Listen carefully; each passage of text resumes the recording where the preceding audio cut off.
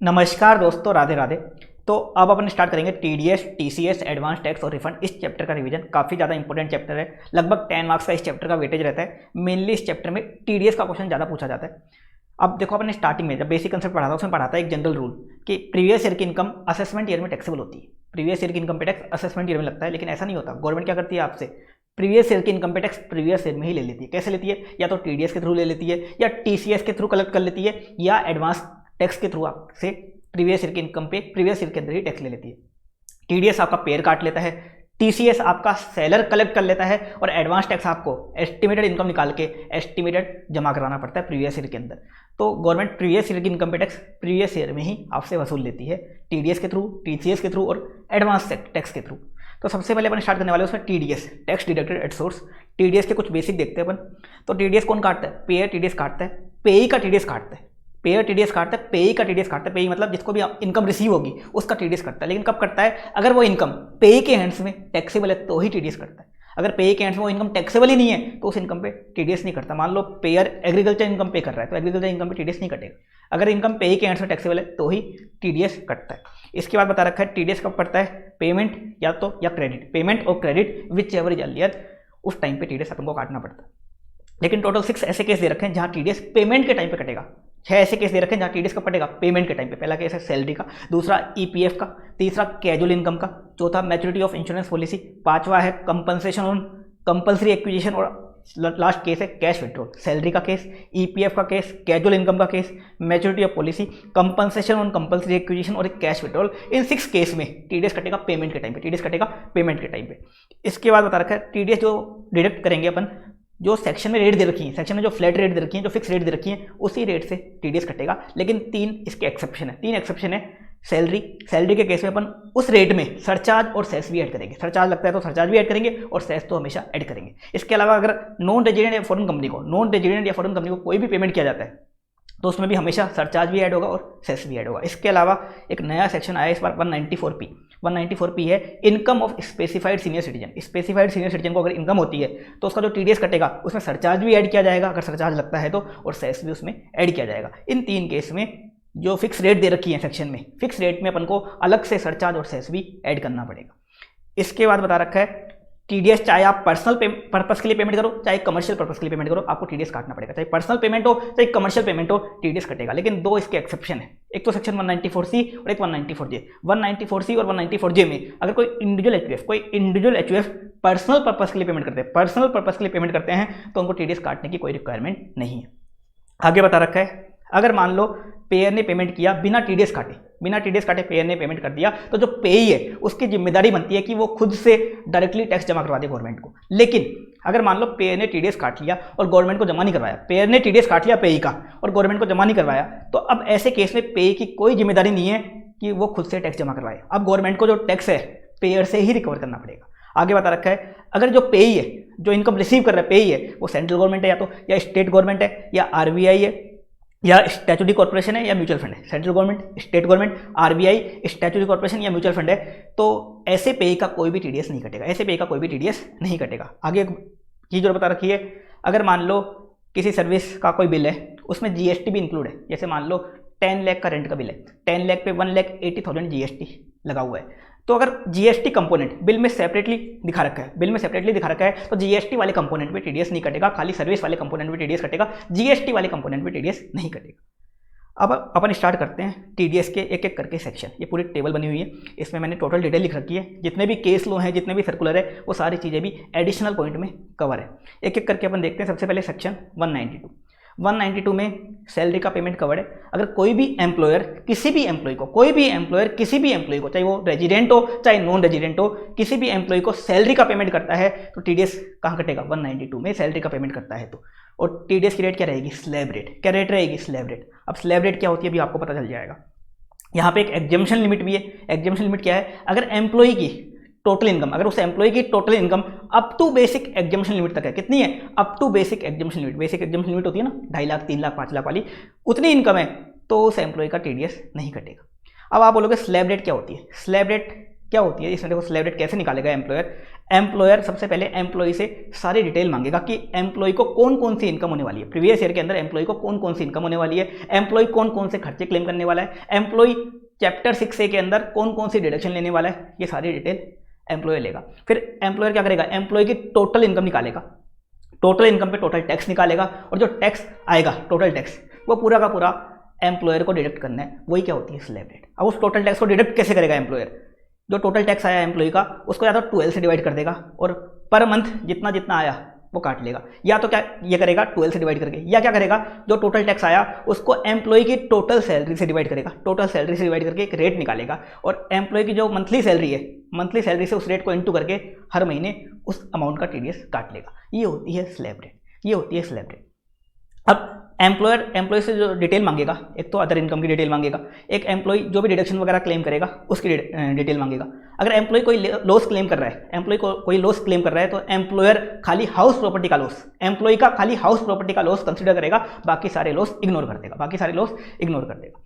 इसके बाद बता रखा है टोटल 4 ऐसे एक्सपेंस है, 4 ऐसे एक्सपेंस है अगर एम्प्लॉय क्लेम करता है, ये 4 ऐसे एक्सपेंस हैं जो अगर एम्प्लॉय क्लेम करता है तो एम्प्लॉयर को उन 4 खर्चों का एविडेंस या प्रूफ लेना पड़ेगा। एम्प्लॉयर को क्या लेना पड़ेगा, एविडेंस या प्रूफ लेना पड़ेगा। मान लो एक एम्प्लॉयर है राम लिमिटेड, तो राम लिमिटेड को एम्प्लॉय का इन 4 खर्चों का क्या लेना पड़ेगा, एविडेंस या प्रूफ लेना पड़ेगा। कौन कौन से खर्चे, एक तो HRA, एक लीव ट्रेवल कंसेशन, एक हाउस प्रॉपर्टी का इंटरेस्ट और एक चैप्टर 6A की डिडक्शन। एक HRA, एक लीव ट्रेवल कंसेशन, एक हाउस प्रॉपर्टी का इंटरेस्ट और एक चैप्टर 6A की डिडक्शन। आगे बता रखा है मान लो किसी एम्प्लॉय का नॉन मॉनेटरी परक्विजिट का टैक्स एम्प्लॉयर ने खुद से पे कर दिया, एम्प्लॉयर अच्छा आदमी था तो एम्प्लॉय को जो नॉन मॉनेटरी सैलरी मिल रही है उसका टैक्स एम्प्लॉयर ने खुद से पे कर दिया, तो एम्प्लॉय उस टैक्स का क्या ले सकता है, क्रेडिट ले सकता है। आगे बता रखा है अगर किसी एम्प्लॉय को एरियर ऑफ सैलरी मिलता है तो उसके केस में रिलीफ मिलती है सेक्शन 89 की रिलीफ मिलती है। अगर आपने सैलरी पढ़ रखा है तो सेक्शन 89 की रिलीफ मिलती है, तो एरियर ऑफ सैलरी पे भी टीडीएस कटेगा, लेकिन 89 की रिलीफ कंसीडर करने के बाद उस पर भी टीडीएस कट जाएगा। अगला एक पॉइंट है केस लो का। मान लो कोई होटल या रेस्टोरेंट है, वो क्या करता है कस्टमर से टिप कलेक्ट करके अपने एम्प्लॉय में बांट देता है, तो उस टिप को सैलरी नहीं माना जाएगा, उसका टीडीएस यहाँ नहीं कटेगा। या मान लो कस्टमर क्या करते हैं डायरेक्टली एम्प्लॉय को या डायरेक्टली वेटर को टिप देते हैं, तो उस टिप को सैलरी नहीं माना जाएगा, उस पर टीडीएस नहीं कटेगा। आगे बता रखा है एक चीज़, अगर एम्प्लॉय 115 BAC फॉलो करता है, ऑप्शनल स्लैब फॉलो करता है, तो उसको इसके बारे में एम्प्लॉयर को बताना पड़ेगा, ताकि एम्प्लॉयर फिर एम्प्लॉय का टैक्स कैसे निकाले, ऑप्शनल स्लैब के अकॉर्डिंग निकाले, तो एम्प्लॉय को इसके बारे में एम्प्लॉयर को इंटीमेट करना पड़ेगा। ये था सेक्शन 192। इसके बाद देखा अपन ने 192A, balance of RPF recognise provident fund का बैलेंस। अगर कोई एम्प्लॉय विड्रॉ करता है तो पीएफ डिपार्टमेंट वाले उसका टीडीएस काटेंगे। पीएफ डिपार्टमेंट वाले अगर कोई एम्प्लॉय आरपीएफ का बैलेंस विड्रॉ करता है तो उसका टीडीएस काटेंगे 10% की रेट से। किस रेट से, 10% की रेट से काटेंगे। यहाँ एग्जाम्पशन लिमिट क्या है, अगर जो एम्प्लॉय विड्रॉ कर रहा है अमाउंट वो पूरे साल में 50,000 से कम का है, 50,000 से कम का है तो टीडीएस नहीं कटेगा। 50,000 या 50,000 से ज़्यादा का है, 50,000 या 50,000 से ज़्यादा का है तो फिर पूरे अमाउंट पे टीडीएस कट जाएगा। 50,000 या 50,000 से ज़्यादा का है तो फिर पूरे अमाउंट पे टीडीएस कट जाएगा। देखो टीडीएस के जो सारे सेक्शन है ना, सभी सेक्शन में क्या है, अगर लिमिट क्रॉस हो जाती है तो फिर क्या होता है, पूरे अमाउंट पे टीडीएस करता है। लास्ट में 2 सेक्शन आएंगे, उनके अलावा सभी सेक्शन में क्या है, अगर लिमिट क्रॉस होती है तो पूरे अमाउंट पे फिर टीडीएस काटना पड़ता है। आगे बता रखा है 192A में टीडीएस तभी कटेगा अगर वो आरपीएफ का जो बैलेंस है एम्प्लॉय के हैंड्स में टैक्सेबल है, एम्प्लॉय के हैंड्स में टैक्सेबल है वो बैलेंस, तो ही टीडीएस कटेगा। अब आप बोलोगे टैक्सेबल कब होता है, तो उसके लिए सैलरी चैप्टर में बता रखा है। अगर एम्प्लॉयर के पास 5 ईयर से कम की सर्विस देता है, अगर एम्प्लॉय की जो सर्विस है, एम्प्लॉय का जो जॉब होता है वो 5 ईयर से कम का होता है, 5 ईयर से कम का होता है तो आरपीएफ का बैलेंस टैक्सेबल हो जाता है। और अगर टैक्सेबल होता है तो ही टीडीएस कटेगा। अगर मान लो टैक्सेबल है ही नहीं तो चाहे कितनी भी अमाउंट का बैलेंस हो, कितना भी विड्रॉ करे वो टैक्सेबल ही नहीं होगा, तो टीडीएस कटेगा ही नहीं। आगे बता रखा है अगर एम्प्लॉय पैन फर्निश नहीं करता, तो देखो अगर किसी भी सेक्शन में अगर कोई पेई जो है वो पेयर को पैन फर्निश नहीं करता तो एक सेक्शन लग जाएगा 206AA, जो अपन आगे जाके देखेंगे। उसमें क्या होता है, सेक्शन में जो रेट दे रखी है वो रेट या 20% विच एवर इज हायर की रेट से टीडीएस कट जाता है। लेकिन यहाँ पे एक एक्सेप्शन है, यहाँ क्या बता रखा है, अगर एम्प्लॉय अगर अपना पैन फर्निश नहीं करता पीएफ डिपार्टमेंट वालों को तो टीडीएस की रेट क्या हो जाएगी, एमएमआर। टीडीएस किस रेट से काटेंगे, पीएफ डिपार्टमेंट वाले एमएमआर की रेट से यहाँ टीडीएस काटेंगे। ये था 192A। फिर देखा आपने 193, ज़्यादा काम का सेक्शन नहीं था 193, इंटरेस्ट ऑन सिक्योरिटीज। कोई भी कंपनी वगैरह है, मान लो कोई भी पर्सन है, किसी रेजिडेंट पर्सन को interest on securities, interest on bonds, interest on debenture वगैरह पे करता है तो 10% की रेट से यहाँ टीडीएस काटेगा वो। 3 केस में यहाँ टीडीएस नहीं कटेगा। पहला केस है अगर जो इंटरेस्ट पे किया जा रहा है सिक्योरिटीज़ का, वो किसको पे किया जा रहा है, या तो किसी LIC को या किसी GIC को या किसी भी इंश्योरेंस को, मतलब किसी भी इंश्योरेंस कंपनी को अगर इंटरेस्ट पे किया जा रहा है सिक्योरिटीज़ का तो उस पर TDS नहीं कटेगा। दूसरा, जो इंटरेस्ट है वो गवर्नमेंट सिक्योरिटीज़ पे पे किया जा रहा है, कोई TDS नहीं कटेगा। तीसरा, डीमेट सिक्योरिटीज़ पे अगर इंटरेस्ट पे किया जा रहा है कोई TDS यहाँ नहीं कटेगा। ये था 193। फिर 194 डिविडेंड में कोई भी डोमेस्टिक कंपनी किसी भी रेजिडेंट शेयर होल्डर को डिविडेंड का पेमेंट करती है 10% की रेट से 194 में TDS काटेगी। लेकिन दो केस में यहाँ TDS नहीं कटेगा। अगर डिविडेंड जो किसी भी इंश्योरेंस कंपनी को पे किया जा रहा है कोई TDS नहीं कटेगा। दूसरा, जो डिविडेंड पे किया जा रहा है किसी इंडिविजुअल को पे किया जा रहा है, और कैसे पे किया जा रहा है, अदर देन कैश, किसी इंडिविजुअल को पे किया जा रहा है, वो भी अदर देन कैश किया जा रहा है, और अमाउंट कितनी है पूरे साल की, 5000 तक की। पूरे साल की अमाउंट कितनी है, 5000 तक की है, तो कोई TDS नहीं कटेगा। 5000 से ज़्यादा हुई तो फिर पूरे अमाउंट पर यहाँ TDS कट जाएगा। इसके बाद अगला सेक्शन है 194A, interest other than interest on securities. देखो, इंटरेस्ट ऑन सिक्योरिटीज तो अपना 193 में कवर्ड हो गया, तो अदर इंटरेस्ट जो होते हैं जैसे इंटरेस्ट ऑन बैंक अकाउंट वगैरह मिलता है या इंटरेस्ट ऑन लोन वगैरह, वो कहाँ हो जाएंगे कवर्ड, 194A में।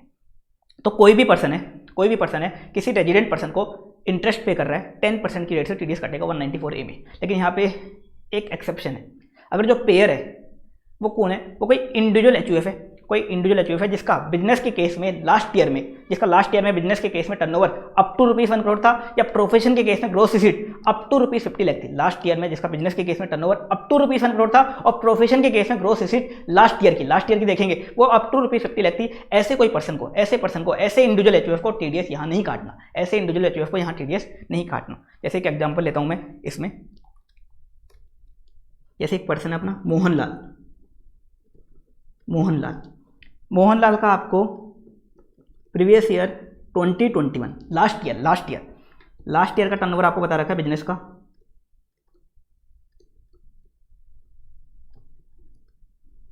98 लाख का बता रखा है। तो देखो, मोहनलाल एक पर्सन है जिसका प्रीवियस ईयर 2021 लास्ट ईयर हो गया, करंट ईयर क्या है, प्रीवियस ईयर 21-22। तो प्रीवियस ईयर 2021 का मोहनलाल का बिजनेस का टर्नओवर है 98 लाख का। तो मोहनलाल को अब 194A में TDS नहीं काटना। मान लो मोहनलाल का लास्ट ईयर में बिजनेस ही नहीं था, टर्नओवर 0 था, बिजनेस नहीं था, मोहनलाल एक सैलरीड पर्सन है, या मोहनलाल एक ऐसा पर्सन है जिसको पेंशन मिलती है, कोई टर्नओवर वगैरह नहीं था, तो वो भी यहाँ कवर हो जाएगा, तो उसको भी TDS नहीं काटना। तो कोई ऐसा इंडिविजुअल या HUF है जिसका लास्ट ईयर में बिजनेस के केस में टर्नओवर अप टू ₹1 करोड़ था और प्रोफेशन के केस में gross receipt up to ₹50 lakh थी, ऐसे इंडिविजुअल HUF को यहाँ TDS नहीं काटना। तो मोहनलाल क्या है, ऐसा बंदा है जिसका लास्ट ईयर में टर्नओवर 98 लाख था, तो मोहनलाल को यहाँ TDS नहीं काटना। तो कोई भी पर्सन किसी भी रेजिडेंट पर्सन को पेमेंट करता है इंटरेस्ट का 10% की रेट से TDS कटेगा। अब यहाँ एग्जाम्पशन लिमिट क्या दे रखी है वो देख लो। अगर बैंक, कोऑपरेटिव बैंक या पोस्ट ऑफिस, कोई बैंक है, कोई कोऑपरेटिव बैंक है, पोस्ट ऑफिस इंटरेस्ट का पेमेंट करते हैं तो लिमिट कितनी है, 40,000 की। अगर वो 40,000 तक का इंटरेस्ट पे करते हैं किसी पर्सन को, कोई TDS नहीं कटेगा। 40,000 से ज़्यादा का करते हैं तो फिर पूरे अमाउंट पे TDS कट जाएगा। इसके बाद इसमें एक चीज़ और दे रखा है, अगर वो किसी सीनियर सिटीजन कौन होता है जिसकी 60 प्लस की एज होती है, तो किसी सीनियर सिटीजन को अगर वो 50,000 तक का करते हैं कोई TDS नहीं कटेगा। 50,000 से ज़्यादा का करते हैं तो फिर पूरे अमाउंट पे TDS कट जाएगा। तो सीनियर सिटीजन के लिए लिमिट क्या है, 50,000 की। इसके अलावा मान लो जो इंटरेस्ट पे कर रहा है कोई और पर्सन पे कर रहा है, मान लो A लिमिटेड किसी लोन पे इंटरेस्ट पे कर रही है B लिमिटेड को, तो लिमिट क्या रहेगी, 5,000 की। 5,000 तक कोई TDS नहीं कटेगा। 5,000 से ज़्यादा का इंटरेस्ट है फिर पूरे अमाउंट पे TDS कट जाएगा। अब इसमें एक चीज़ और दे रखा है, अगर bank core banking solution follow करता है, CBS सिस्टम फॉलो करता है, तो जो लिमिट अपन चेक करेंगे ये पर बैंक देखेंगे, पर ब्रांच नहीं देखेंगे, पर बैंक देखेंगे। मान लो एक बैंक है HDFC बैंक की 3 ब्रांच है, 3 ब्रांच से मिस्टर A को 20,000 का इंटरेस्ट मिला तीनों ब्रांच से, तो एग्रीगेट कितना हो गया, 60,000, उसका TDS कट जाएगा। अपन पर ब्रांच नहीं देखेंगे, देखो पर ब्रांच तो 20 है तो TDS नहीं काटे, ऐसा नहीं है, अपन सबको एग्रीगेट करके देखेंगे। तो 20,000 टोटल कितना हुआ, 60,000, लिमिट को क्रॉस हो गया, TDS कट जाएगा। तो लिमिट जो देखी जाएगी पर बैंक देखेंगे, पर ब्रांच नहीं देखेंगे। आगे बता रखा है कुछ केस में यहाँ TDS नहीं कटेगा। पहला, सेविंग बैंक अकाउंट पे जो इंटरेस्ट होता है, सेविंग बैंक अकाउंट के इंटरेस्ट पे TDS नहीं कटेगा। दूसरा, अगर इंटरेस्ट जो पे कर रही है एक फर्म पार्टनर को पे कर रही है, एक पार्टनरशिप फर्म पार्टनर को इंटरेस्ट पे कर रही है और पार्टनर भी कौन सा, रेजिडेंट पार्टनर, तो कोई TDS नहीं कटेगा। और नॉन रेजिडेंट को करती है तो उसके लिए अलग से सेक्शन आएगा 195। रेजिडेंट को करती है तो TDS नहीं कटेगा। आगे बता रखा है इनकम टैक्स के रिफंड पे जो इंटरेस्ट होता है, TDS नहीं कटेगा। आगे बता रखा है अगर आप इंटरेस्ट किसको पे कर रहे हो, आप इंटरेस्ट पे कर रहे हो किसी बैंक को, किसी इंश्योरेंस कंपनी को, तो कोई TDS नहीं काटना। तो अगर आप इंटरेस्ट पे कर रहे हो बैंक को, LIC को, UTI को या किसी भी इंश्योरेंस कंपनी को, तो TDS नहीं काटना।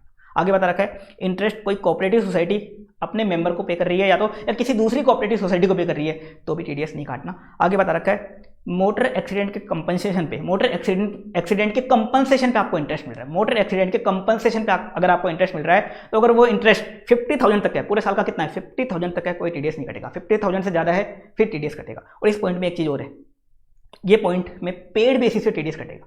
मान लो किसी ने मोटर एक्सीडेंट के कंपनसेशन पे इंटरेस्ट क्रेडिट कर दिया 70,000, लिमिट को क्रॉस कर रहा है, लेकिन फिर भी टीडीएस नहीं कटेगा, पेड बेसिस पे कटेगा। इस पे आगे बता रखा है, अगर रजिस्ट्रार जनरल ऑफ कोर्ट के नाम पे एफडी है, रजिस्ट्रार जनरल ऑफ कोर्ट के नाम पे एफडी है, तो उस एफडी पे जो इंटरेस्ट है उस पर भी टीडीएस नहीं कटेगा। और लास्ट बता रखा है, बैंक क्या करता है मैक्रो मॉनिटरिंग करने के लिए, मैक्रो मॉनिटरिंग करने के लिए, सेल्फ एनालिसिस करने के लिए क्या करता है, प्रोविजनिंग अकाउंट में डेली या मंथली बेसिस पे इंटरेस्ट क्रेडिट कर देता है।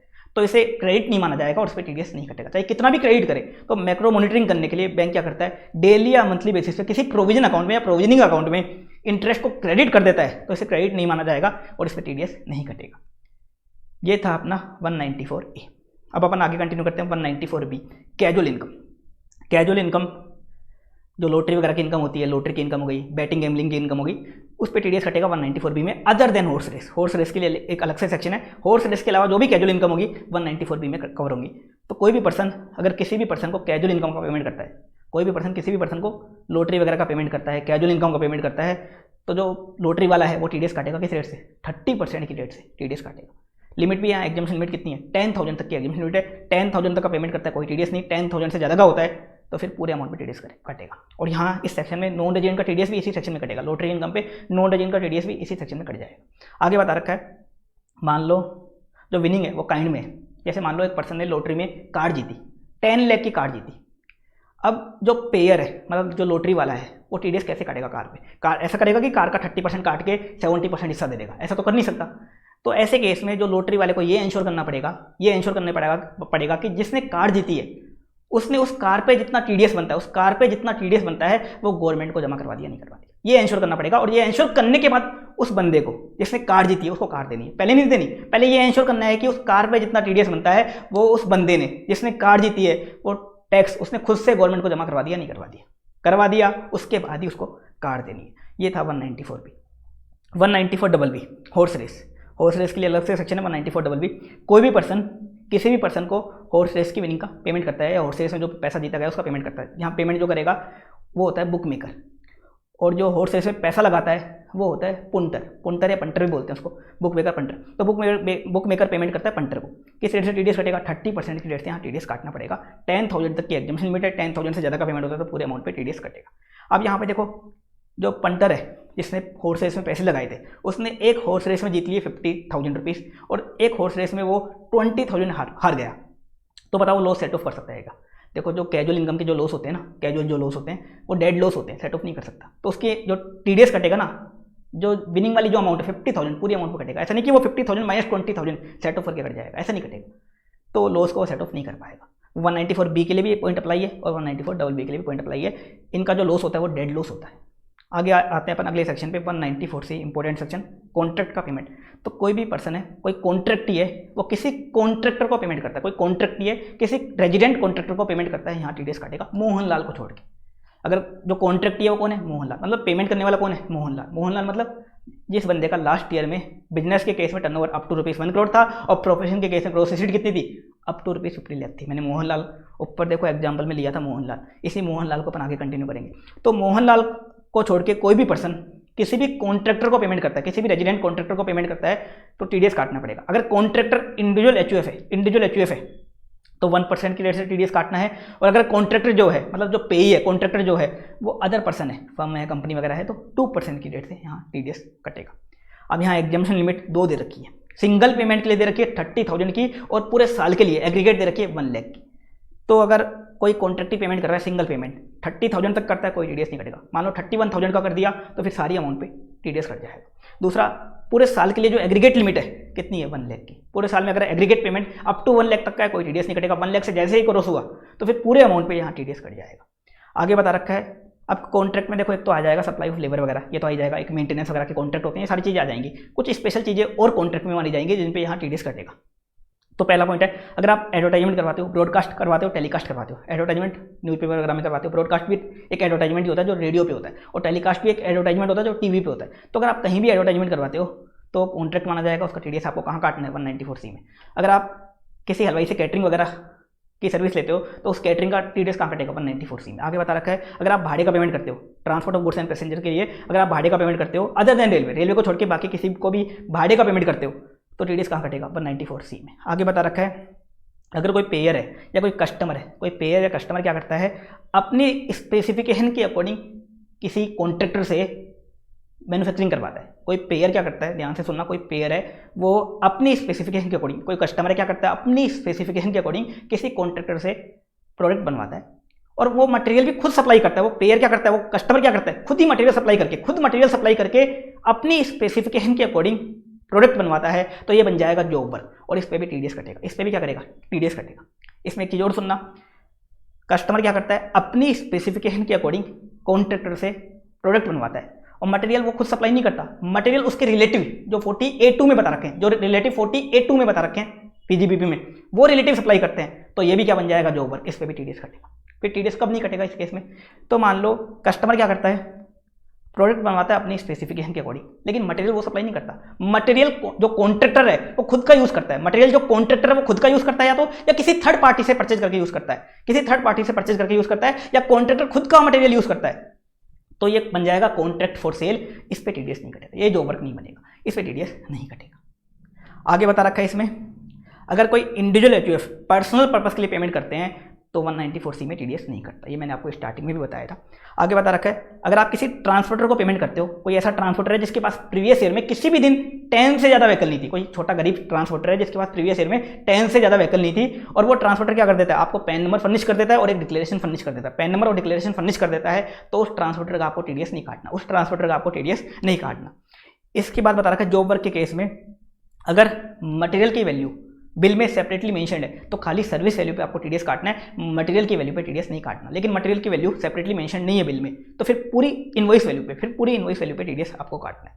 आगे बता रखा है अगर क्लाइंट क्या करता है, जो एडवर्टाइजिंग का पेमेंट करता है वो किसी एडवर्टाइजिंग एजेंसी को करता है, तो भी क्लाइंट को क्या करना है, 194C में टीडीएस काटना है। और एडवर्टाइजिंग एजेंसी क्या करती है, आगे जाके उस पेमेंट को टीवी चैनल या न्यूज़पेपर को कर देती है, तो एडवर्टाइजिंग एजेंसी को टीडीएस नहीं काटना। क्लाइंट अगर पेमेंट करता है एडवर्टाइजिंग एजेंसी को, क्लाइंट को टीडीएस काटना है, लेकिन एडवर्टाइजिंग एजेंसी जो होती है वो आगे जाके उस पेमेंट को टीवी चैनल या न्यूज़पेपर को कर देती है, तो उसको टीडीएस नहीं काटना। आगे अगला पॉइंट बता रखा है कोई टीवी चैनल से या ब्रॉडकास्टर है वो प्रोडक्शन हाउस को पेमेंट करते हैं, तो दो केस होंगे इसमें। जैसे मान लो एक टीवी चैनल है स्टार प्लस, वो एकता कपूर के प्रोडक्शन हाउस को पेमेंट करता है और एकता कपूर को बोलता है कि मुझको एक ऐसा प्रोग्राम बना के दो जिसमें ड्रामा भी हो, प्यार भी हो, रोमांस भी हो और एक्शन वगैरह भी हो।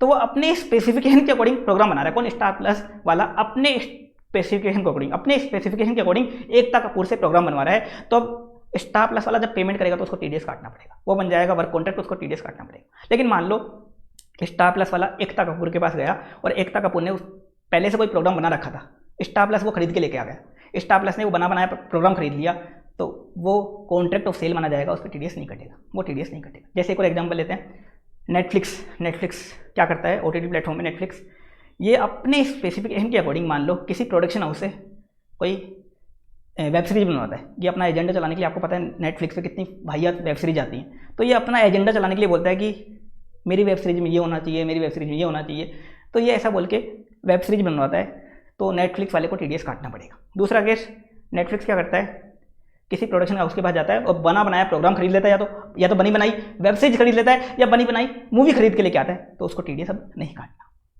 इसके बाद बता रखा है अगर कोई नेचुरल गैस परचेज करता है, कोई परचेजर है, वो सेलर को ट्रांसपोर्टेशन चार्ज पेमेंट करता है, अगर वो सेलर को ट्रांसपोर्टेशन चार्ज का पे करता है तो उस ट्रांसपोर्टेशन चार्ज पे टीडीएस नहीं कटेगा। लेकिन मान लो वो जो ट्रांसपोर्टेशन चार्ज पे करता है, जो भाड़ा पे करता है, वो ट्रांसपोर्टर को करता है तो कट जाएगा, लेकिन सेलर को करता है जिससे उसने नेचुरल गैस खरीदी है, उसको ट्रांसपोर्ट का पेमेंट करता है, तो टीडीएस नहीं कटेगा।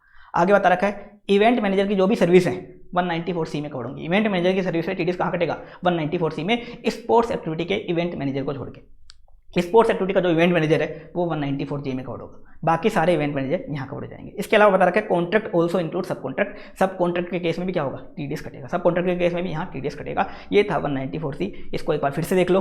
कोई भी पर्सन मोहनलाल को छोड़ के किसी कॉन्ट्रैक्टर को पेमेंट करता है तो टीडीएस कटेगा यहाँ पे 194C में। अगर कॉन्ट्रैक्टर इंडिविजुअल एचयूएफ है तो 1% की रेट से टीडीएस काटना है, कोई अदर पर्सन है तो 2% की रेट से टीडीएस काटना है। लिमिट है सिंगल पेमेंट अगर 30,000 तक का है और एग्रीगेट ₹1,00,000 का है पूरे साल का, तो कोई टीडीएस नहीं कटेगा। जैसे ही लिमिट क्रॉस हो गई टीडीएस काटना पड़ेगा।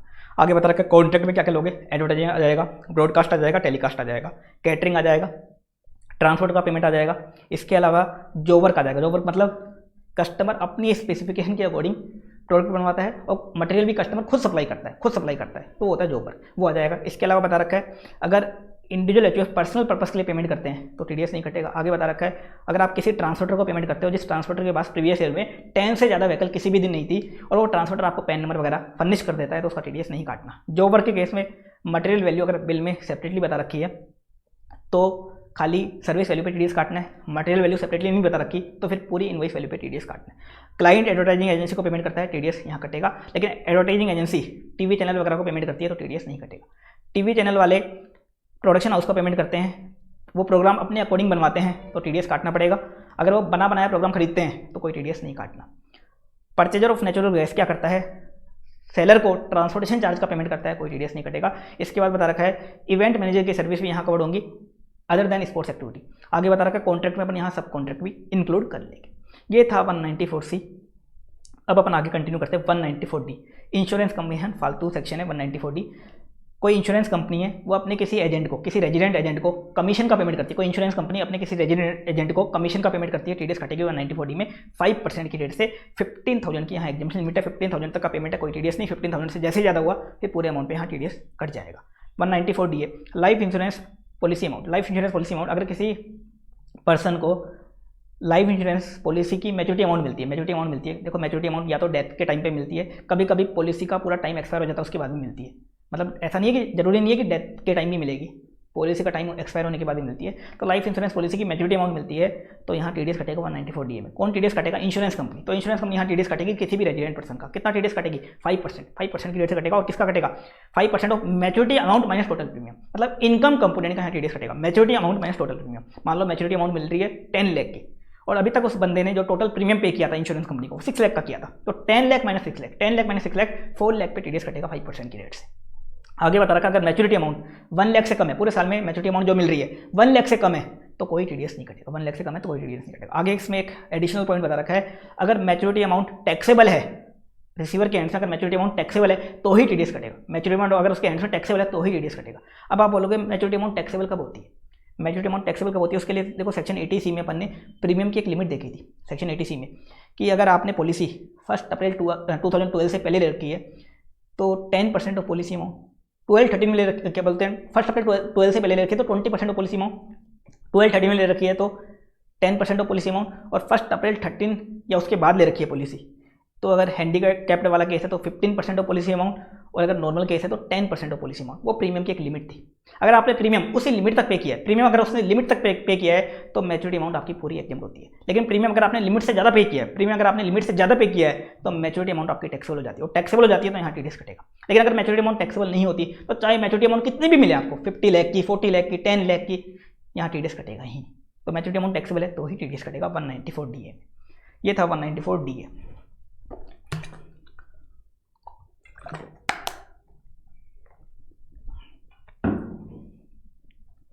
अगला सेक्शन 194E।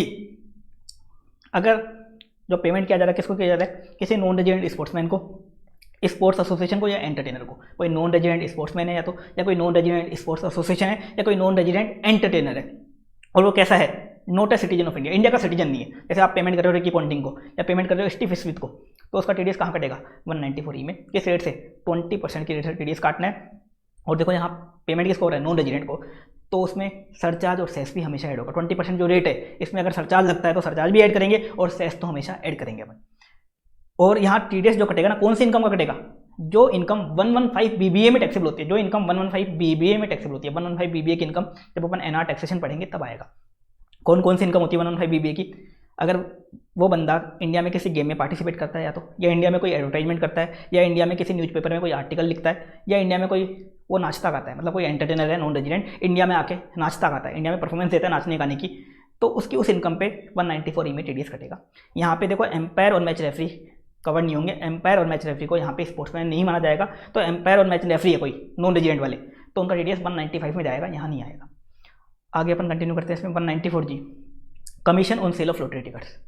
मान लो कोई लॉटरी वाला अपने एजेंट को कमीशन पे करता है, कोई लॉटरी वाला है वो अपने एजेंट को कमीशन पे करता है लॉटरी टिकट की सेल पे, तो टीडीएस कटेगा कहाँ पे 194G में 5% की रेट से। और यहाँ भी एग्जाम्पशन लिमिट है 15,000 की, 15,000 तो कोई टीडीएस नहीं कटेगा, 15,000 से जैसे ही ज़्यादा हो गया कमीशन फिर पूरे अमाउंट पे यहाँ टीडीएस कटेगा। अगला सेक्शन 194H कमीशन और ब्रोकरेज। देखो दो कमीशन तो अपन ने ऊपर पढ़ लिए, एक तो 194D इंश्योरेंस कमीशन और एक लॉटरी टिकट का कमीशन 194G। इसके अलावा और कोई कमीशन और ब्रोकरेज है 194H में कवर्ड होगा। तो कोई भी पर्सन मोहनलाल को छोड़ के, कोई भी पर्सन मोहनलाल को छोड़ के किसी रेजिडेंट पर्सन को पेमेंट करता है, मतलब कोई भी पर्सन है जो पेयर है, मोहनलाल के अलावा कोई भी पेयर है वो किसी रेजिडेंट पर्सन को पेमेंट करता है तो 5% की रेट से टीडीएस काटना है। 15,000 की यहाँ एग्जाम्पशन लिमिट है, 15,000 कोई टीडीएस नहीं कटेगा, 15,000 से ज़्यादा पे फुल अमाउंट पे टीडीएस कटेगा। देखो कमीशन के तीनों सेक्शन में टीडीएस की रेट 5% है और तीनों सेक्शन में एग्जाम्पशन लिमिट भी कितनी है 15,000 की। अब कमीशन के केस में कुछ केस में टीडीएस नहीं कटेगा। पहला, अगर जो कमीशन या ब्रोकरेज है वो सिक्योरिटीज के रिगार्डिंग है, सिक्योरिटीज के रिगार्डिंग, बॉन्ड्स के रिगार्डिंग, शेयर्स के रिगार्डिंग है तो टीडीएस नहीं कटेगा। जैसे कमीशन टू अंडरराइटर हो गया या ब्रोकरेज ऑन पब्लिक इशू हो गया, इन पे टीडीएस नहीं कटेगा। दूसरा, स्टाम्प वेंडर को स्टाम्प पेपर्स की परचेज के लिए, स्टाम्प वेंडर्स को स्टाम्प पेपर्स की परचेज पे जो डिस्काउंट दिया जाता है, उस डिस्काउंट पे को कमीशन नहीं माना जाएगा, उस डिस्काउंट पे टीडीएस नहीं कटेगा। दूसरा, कोई इंसेंटिव पे कर रहा है डिस्ट्रीब्यूटर को, इंसेंटिव पे किया जा रहा है डिस्ट्रीब्यूटर को, होलसेलर वगैरह को इंसेंटिव पे किया जा रहा है तो उस इंसेंटिव को भी कमीशन नहीं माना जाएगा, उस पर भी टीडीएस नहीं कटेगा। आगे बता रखा है कंसाइनर अगर कंसाइनी को पेमेंट करता है, यहाँ टीडीएस कट जाएगा।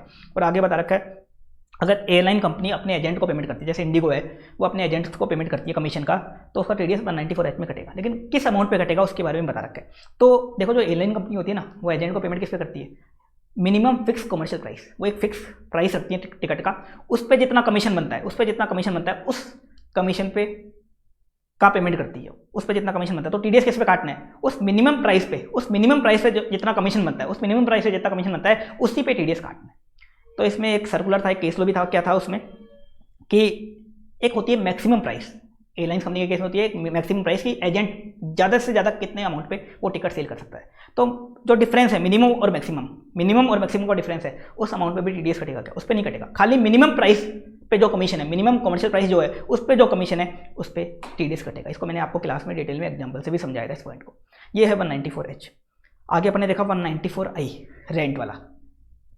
रेंट, कोई भी पर्सन है मोहनलाल को छोड़ के कोई भी पर्सन है जो किसी रेजिडेंट पर्सन को रेंट का पेमेंट कर रहा है, यहाँ टीडीएस काटेगा 194I में। प्लैंड एंड मशीनरी इक्विपमेंट का रेंट है, 2% की रेट से टीडीएस कटेगा। लैंड बिल्डिंग फर्नीचर का रेंट है तो 10% की रेट से टीडीएस कटेगा। और यहाँ लिमिट क्या है, एग्रीगेट लिमिट है 2,40,000 की, पूरे साल की लिमिट कितनी है एग्रीगेट 2,40,000 की। और ये लिमिट सभी एसेट्स के लिए, ऐसा नहीं है कि लैंड के लिए अलग है बिल्डिंग के लिए अलग है, ऐसा नहीं है, सभी के लिए, सभी एसेट के लिए मिला के कितनी है 2,40,000 की लिमिट। मान लो एक कंपनी है राम लिमिटेड, पेमेंट कर दिया अमन को 2 लाख का लैंड का, टीडीएस कटेगा क्या, नहीं कटेगा। मान लो 3 लाख का करती है लैंड का, हाँ टीडीएस कट जाएगा। मान लो राम लिमिटेड क्या करती है अमन को 1 लाख रेंट पे कर रही है बिल्डिंग का, 1 लाख फर्नीचर का और 1 लाख मशीनरी का, बताओ तीनों का एग्रीगेट करेंगे, तीनों का एग्रीगेट किया कितना हुआ 3 लाख हो गया, यहाँ टीडीएस कट जाएगा। तो रेंट के केस में अपन सभी एसेट का क्या करेंगे, एग्रीगेट करेंगे। आगे बता रखा है मान लो एक प्रॉपर्टी के 2 ओनर है और उन दोनों ओनर को रेंट का पेमेंट किया जा रहा है। तो मान लो एक बिल्डिंग है, उसके 2 ओनर है, mister A mister B. Ram limited payment कर रही है मिस्टर ए को 2 लाख का और मिस्टर बी को 2 लाख का। बताओ एग्रीगेट करोगे क्या, नहीं। पर्सन वाइज देखेंगे, कोनर वाइज देखेंगे, पर लिमिट जो है कोनर वाइज देखेंगे, कोई टीडीएस नहीं कटेगा। पर कोनर अपन लिमिट देखेंगे। वैसे भी टीडीएस के हर सेक्शन में क्या होता है, पर पर्सन लिमिट देखी जाती है, पर पर्सन। ऐसा नहीं कि एक कंपनी 10 लोगों को पेमेंट कर रही है तो सबका एग्रीगेट करेगी, ऐसा नहीं करती, पर पर्सन अपन लिमिट देखते हैं। आगे बता रखा है 4 केस जहाँ पे टीडीएस 194C में कटेगा, 194I में नहीं। 4 केस को अपन कॉन्ट्रैक्ट मानेंगे, रेंट नहीं मानेंगे। पहला, अगर कोई एयरलाइन कंपनी एयरपोर्ट अथॉरिटी को लैंडिंग और पार्किंग चार्ज पे करती है तो इसको लैंड का रेंट नहीं माना जाएगा, इसको कॉन्ट्रैक्ट माना जाएगा, 194C में जाएगा। दूसरा, मोबाइल टावर के यूज़ के लिए जो पेमेंट होता है वो 194C में जाएगा। तीसरा, अगर आप ट्रक्स हायर करने के लिए कॉन्ट्रैक्टर को पेमेंट करते हो, ट्रक्स हायर करने के लिए, वो रेंट नहीं माना जाएगा, वो मशीनरी का रेंट नहीं माना जाएगा, वो कॉन्ट्रैक्ट माना जाएगा, 194C में जाएगा। अगला बता रखा है अगर आप कोल्ड स्टोरेज ओनर्स को कूलिंग चार्ज पे करते हो 194C में जाएगा, 194I में नहीं आएगा। आगे बता रखा है अगर आप लॉन्ग टर्म लीज लेने के लिए लंप सम लीज प्रीमियम या 1 टाइम लीज चार्ज पे करते हो जो रिफंडेबल होता है, लंप सम लीज प्रीमियम या 1 टाइम अपफ्रंट लीज चार्ज पे करते हो तो वो भी टीडीएस की लायबिलिटी में नहीं आएगा, उस पर भी टीडीएस नहीं कटेगा। ये था 194I रेंट। आगे अपने देखा 194IA purchase of immovable property. अगर कोई बायर इमूवेबल प्रॉपर्टी परचेज कर रहा है other than rural agriculture land को छोड़ के, देखो रूरल एग्रीकल्चर लैंड तो कैपिटल एसेट ही नहीं होता, तो कैपिटल एसेट नहीं होता तो रूरल एग्रीकल्चर लैंड पे तो कैपिटल गेन ही नहीं आता, तो वो अमाउंट टैक्सेबल ही नहीं होता, तो उसको तो भूल जाओ। उसके अलावा अगर बायर कोई भी इमूवेबल प्रॉपर्टी परचेज कर रहा है, कोई इमूवेबल प्रॉपर्टी परचेज कर रहा है, तो बायर यहाँ टीडीएस काटेगा किसी रेजिडेंट सेलर का। किसका टीडीएस काटेगा? सेलर का टीडीएस काटेगा। सेलर कैसा? रेजिडेंट सेलर का यहाँ टीडीएस काटेगा। किस रेट से टीडीएस काटेगा? 1% ऑफ एक्चुअल कंसिडरेशन। जो इमूवेबल प्रॉपर्टी है उसका जो कंसिडरेशन है, मान लो बिल्डिंग का कंसिडरेशन है 60 लाख, तो 60 लाख का 1% यहाँ टीडीएस काट लेगा कौन? बायर। अब इसमें एक एग्जाम्पशन लिमिट है, अगर कंसिडरेशन पर प्रॉपर्टी 50 लाख से कम है, 50 लाख से कम है, तो यहाँ टीडीएस नहीं कटेगा। 50 लाख या 50 लाख से ज़्यादा हो गया, 50 लाख या 50 लाख से ज़्यादा हो गया, तो फिर पूरे अमाउंट पे टीडीएस कट जाएगा। 50 लाख से कम है तो कोई टीडीएस नहीं, 50 लाख या 50 लाख से ज़्यादा हो गया तो फिर क्या होगा? पूरे अमाउंट पे टीडीएस कट जाएगा। देखो ये लेस देन वाला जो वर्ड है ना, ये भी 2-3 सेक्शन में ही है। बाकी सेक्शन में तो देखो क्या है, एक फिक्स लिमिट है, लेकिन ये लेस देन वाला वर्ड है, ये 2-3 सेक्शन में। एक तो अपन ने देखा था 192A में जो ईपीएफ वाला केस है, एक अपन ने maturity of life insurance policy वाला देखा था ना 194DA, और एक ये 194IA। बस इन 3 सेक्शन में ये वाला स्पेशल केस है कि लेस देन वाला वर्ड है। तो लेस देन 50 लाख है, कोई टीडीएस नहीं कटेगा। 50 लाख या 50 लाख से ज़्यादा हो गया, 50 लाख या 50 लाख से ज़्यादा हो गया, तो फिर पूरे अमाउंट पे यहाँ टीडीएस कट जाएगा। अब यहाँ पे अपन जो कंसिडरेशन देखेंगे, क्या देखेंगे? एक्चुअल कंसिडरेशन देखेंगे, स्टाम्प ड्यूटी वैल्यू नहीं देखेंगे। इस पूरे सेक्शन के लिए स्टाम्प ड्यूटी वैल्यू को इग्नोर कर देंगे। मान लो प्रॉपर्टी की स्टाम्प ड्यूटी वैल्यू है 60 लाख और कंसिडरेशन है 48 लाख, बताओ टीडीएस कटेगा क्या? नहीं कटेगा। अपन क्या देखेंगे? कंसिडरेशन देखेंगे, एक्चुअल कंसिडरेशन देखेंगे, स्टाम्प ड्यूटी वैल्यू नहीं देखेंगे। मान लो स्टाम्प ड्यूटी वैल्यू 80 लाख है, कंसिडरेशन है 60 लाख, तो टीडीएस किस पे कटेगा? कंसिडरेशन पे कटेगा, स्टाम्प ड्यूटी वैल्यू पे नहीं करेगा। स्टाम्प ड्यूटी वैल्यू अपन पूरा इग्नोर कर देंगे। यहाँ पे आगे बता रखा है जो कंसिडरेशन लोगे ना, इसमें अपन सारे चार्ज इंक्लूड कर लेंगे। कोई मेंटेनेंस फीस के नाम का चार्ज है, या कोई कार पार्किंग फीस के नाम का चार्ज है, कोई क्लब मेंबरशिप फीस है, कोई इलेक्ट्रिसिटी वाटर फीस है, तो सारे इंक्लूड करके उसके बाद कंसिडरेशन देखेंगे। देखो बिल्डर लोग क्या करते थे, वो अपना टीडीएस बचाने के लिए, ताकि उनका टीडीएस ना कटे, वो क्या करते थे? कंसिडरेशन के टुकड़े कर देते थे। कैसे टुकड़े कर दिए उन्होंने? देखो सेल अमाउंट तो ले लिया 40 लाख, बिल्डर ने बोला कि सेल अमाउंट तो 40 लाख है फ्लैट का, 5 लाख इसमें मेंटेनेंस फीस है, 5 लाख अलग से मेंटेनेंस फीस है, 5 लाख अलग से कार पार्किंग फीस है, 5 लाख अलग से मेंबरशिप फीस है, और 5 लाख अलग से वाटर फीस है। तो 40 लाख प्लस 5 लाख के 4 टुकड़े इन्होंने कर दिए, तो टोटल कंसिडरेशन वैसे कितना हो गया? 60 लाख हो गया। तो अपन क्या देखेंगे? टोटल 60 लाख देखेंगे। तो ऐसा कंसिडरेशन के अपन क्या करेंगे? कंसिडरेशन के अंदर सारे जो चार्जेस होते हैं, maintenance fees, car parking fees, club membership fees, electricity water fees, ये सभी इंक्लूड करेंगे। सभी इंक्लूड करके फिर देखेंगे कि लिमिट क्रॉस हो रही है नहीं कर रही, और लिमिट क्रॉस हो रही है तो इन सबको इंक्लूड करके उस अमाउंट पे अपन क्या करेंगे? टीडीएस काटेंगे 194IA में। ये था 194IA। अगला section 194IB, rent of immovable property. अब आप बोलोगे रेंट का तो सेक्शन अपन ने पहले भी देखा था 194I। देखो 194I में अपन ने रेंट देखा था, तो वहाँ अपन ने मोहनलाल को छोड़ दिया था। जो पेयर मोहनलाल है, मोहनलाल मतलब जिसका लास्ट ईयर में बिजनेस के केस में टर्नओवर अप टू ₹1 करोड़ था, प्रोफेशन के केस में gross receipt up to ₹50 lakh थी, ऐसे इंडिविजुअल एचयूएफ को अपन ने छोड़ दिया था, तो उनके लिए अलग से सेक्शन बना दिया 194IB। तो कोई मोहनलाल है, मतलब कोई इंडिविजुअल एचयूएफ है जो 194I में कवर नहीं है, कोई इंडिविजुअल एचयूएफ है जो 194I में कवर नहीं है, तो वो 194IB में टीडीएस काटेंगे। किसका? इमूवेबल प्रॉपर्टी के रेंट का। यहाँ खाली इमूवेबल प्रॉपर्टी कवर है, मतलब लैंड बिल्डिंग के रेंट का टीडीएस कटेगा। तो अगर वो पेमेंट करता है, मतलब मोहनलाल पेमेंट कर रहा है किसी रेजिडेंट पर्सन को, टीडीएस कहाँ काटेगा? 194IB में 5% की रेट से यहाँ टीडीएस कटेगा। और यहाँ एग्जाम्पशन लिमिट, ये एक ऐसा सेक्शन है जहाँ अकेला एक ऐसा सेक्शन है जहाँ लिमिट दे रखी है मंथ की। 50,000 पर मंथ तक का रेंट है, 50,000 पर मंथ तक का रेंट है, कोई टीडीएस नहीं कटेगा। 50,000 से जैसे ही ज़्यादा हो गया फिर पूरे अमाउंट पे यहाँ टीडीएस कटेगा। और यहाँ पे एक स्पेशल चीज़ और है, टीडीएस देखो कैसे कटेगा? पेमेंट और क्रेडिट विचवरी चल दिया, लेकिन इस सेक्शन में जो टीडीएस कटेगा ना, वो लास्ट मंथ के रेंट से कटेगा, लास्ट मंथ के रेंट से। जैसे मान लो मोहनलाल पेमेंट कर रहा है, मोहनलाल प्रीवियस ईयर 21-22 में पूरे साल उस प्रॉपर्टी में था, तो जो मोहनलाल है टीडीएस काटेगा कौन से मंथ के रेंट से काटेगा? मार्च 22 के रेंट से काटेगा। पूरा टीडीएस कब से काटेगा? मार्च 22 के रेंट से काटेगा, लास्ट मंथ के रेंट से काटेगा। मान लो मोहनलाल उस प्रॉपर्टी में पूरे टाइम टिकता ही नहीं है, बीच में ही प्रॉपर्टी वैकेट करके चला जाता है। मान लो मोहनलाल क्या करता है? दिसंबर में प्रॉपर्टी खाली कर रहा है, तो दिसंबर वाले मंथ के रेंट से टीडीएस काटेगा। तो अगर पूरे टाइम टिकता है प्रॉपर्टी में, तो लास्ट मंथ जो है उस प्रीवियस ईयर का जो लास्ट मंथ है, मार्च के रेंट से टीडीएस काट लेगा। अगर प्रॉपर्टी बीच में खाली करता है, तो जिस ईयर में वो प्रॉपर्टी खाली कर रहा है उस वैकेंसी वाला जो मंथ है उसके रेंट से वो टीडीएस काट लेगा, लास्ट मंथ के रेंट से यहाँ टीडीएस काटना है। अब इसमें एक चीज़ और स्पेशल है, एक चीज़ स्पेशल हो रहा है। देखो अपन ने देखा था, मैंने आपको पहले बताया, एक सेक्शन आएगा अपना 206AA। अगर पेन फर्निश नहीं करता पेयर को, तो पेयर टीडीएस कैसे काटता है? रेट गिवन इन सेक्शन और 20% विचवरी चाहिए। तो मान लो यहाँ पे पे ने पेन फर्निश नहीं किया पेयर को, तो टीडीएस की रेट हो जाएगी 20%। टीडीएस की रेट क्या हो जाएगी? 20% हो जाएगी, 20% रेट हो जाएगी। लेकिन जो टीडीएस काटना है ना आपको मैक्सिमम इस सेक्शन में, जो लास्ट मंथ का रेंट है मैक्सिमम उतना ही टीडीएस कट पाएगा। लेकिन टीडीएस कितना कट पाएगा? जितना लास्ट मंथ का रेंट है या वैकेंसी मंथ का रेंट है, मैक्सिमम टीडीएस उतना ही कट पाएगा। जैसे एक एग्जांपल लो, मोहनलाल पेमेंट कर रहा है रेंट का। मोहनलाल एक इंडिविजुअल है जो 194I में कवर नहीं है, और रेंट का पेमेंट कर रहा है 1 लाख पर मंथ का, तो पूरे साल का रेंट हो गया 12 लाख का। 12 लाख का रेंट हो गया, और पेई ने मोहनलाल को पेन फर्निश नहीं किया, पेई ने पेयर को पेन फर्निश नहीं किया, तो मोहनलाल टीडीएस किस रेट से काटेगा? 20% की रेट से। तो 12 लाख का 20% करोगे कितना आएगा? 2,40,000 आएगा। लेकिन लास्ट मंथ का जो रेंट है 1 लाख पर मंथ रेंट है, तो मार्च का रेंट है 1 लाख। तो बताओ मोहनलाल टीडीएस कितना काट पाएगा? 1 लाख ही काट पाएगा। कितना काट पाएगा? 1 लाख ही काट पाएगा। 2,40,000 नहीं काट पाएगा, 20% की रेट से नहीं काट पाएगा। मैक्सिमम कितना काट पाएगा? Maximum up to last month rent. अब इसमें एक अमेंडमेंट आया, एक एडिशन आया। क्या एडिशन आया? अगर मान लो कोई पेई है जो 206 AB में कवर्ड है, कोई पेई है जो 206 AB में कवर्ड है। अब ये 206 AB क्या है? ये एक नया सेक्शन आया है, इसमें निकम्मे पेई कवर्ड है। निकम्मे पेई मतलब ऐसे पेई जिन्होंने लास्ट 2 ईयर से अपनी रिटर्न ही फाइल नहीं करी और रिटर्न फाइल करने का टाइम एक्सपायर हो चुका, ऐसे पेई कवर्ड है। तो ऐसे पेई का क्या होता है? टीडीएस बताऊँ किस रेट से कटता है? जो रेट सेक्शन में दे रखी है ना, इसकी डबल रेट से टीडीएस कट जाता है, इसकी डबल रेट से। तो देखो यहाँ 5% रेट दे रखी है, तो टीडीएस की रेट क्या हो जाएगी? 10% हो जाएगी। तो चलो टीडीएस की रेट तो 10% कर देंगे ऐसे पेई की अपन, लेकिन मैक्सिमम टीडीएस कितना कट पाएगा? जितना लास्ट मंथ का रेंट है उतना ही टीडीएस कट पाएगा। मतलब पैन फर्निश नहीं करता तो 20% की रेट हो जाएगी, लेकिन मैक्सिमम टीडीएस कितना कट पाएगा? जितना लास्ट मंथ का रेंट है। ऐसे ही अगर पेई निकम्मा पेई है, 206 AB वाला पेई है, तो टीडीएस की रेट हो जाएगी 10%, लेकिन मैक्सिमम टीडीएस कितना कट पाएगा? लास्ट मंथ रेंट जितना ही कट पाएगा। ये था 194 IB। 194 IB। अब अपन आगे कंटिन्यू करते हैं 194 IC, payment under joint development agreement.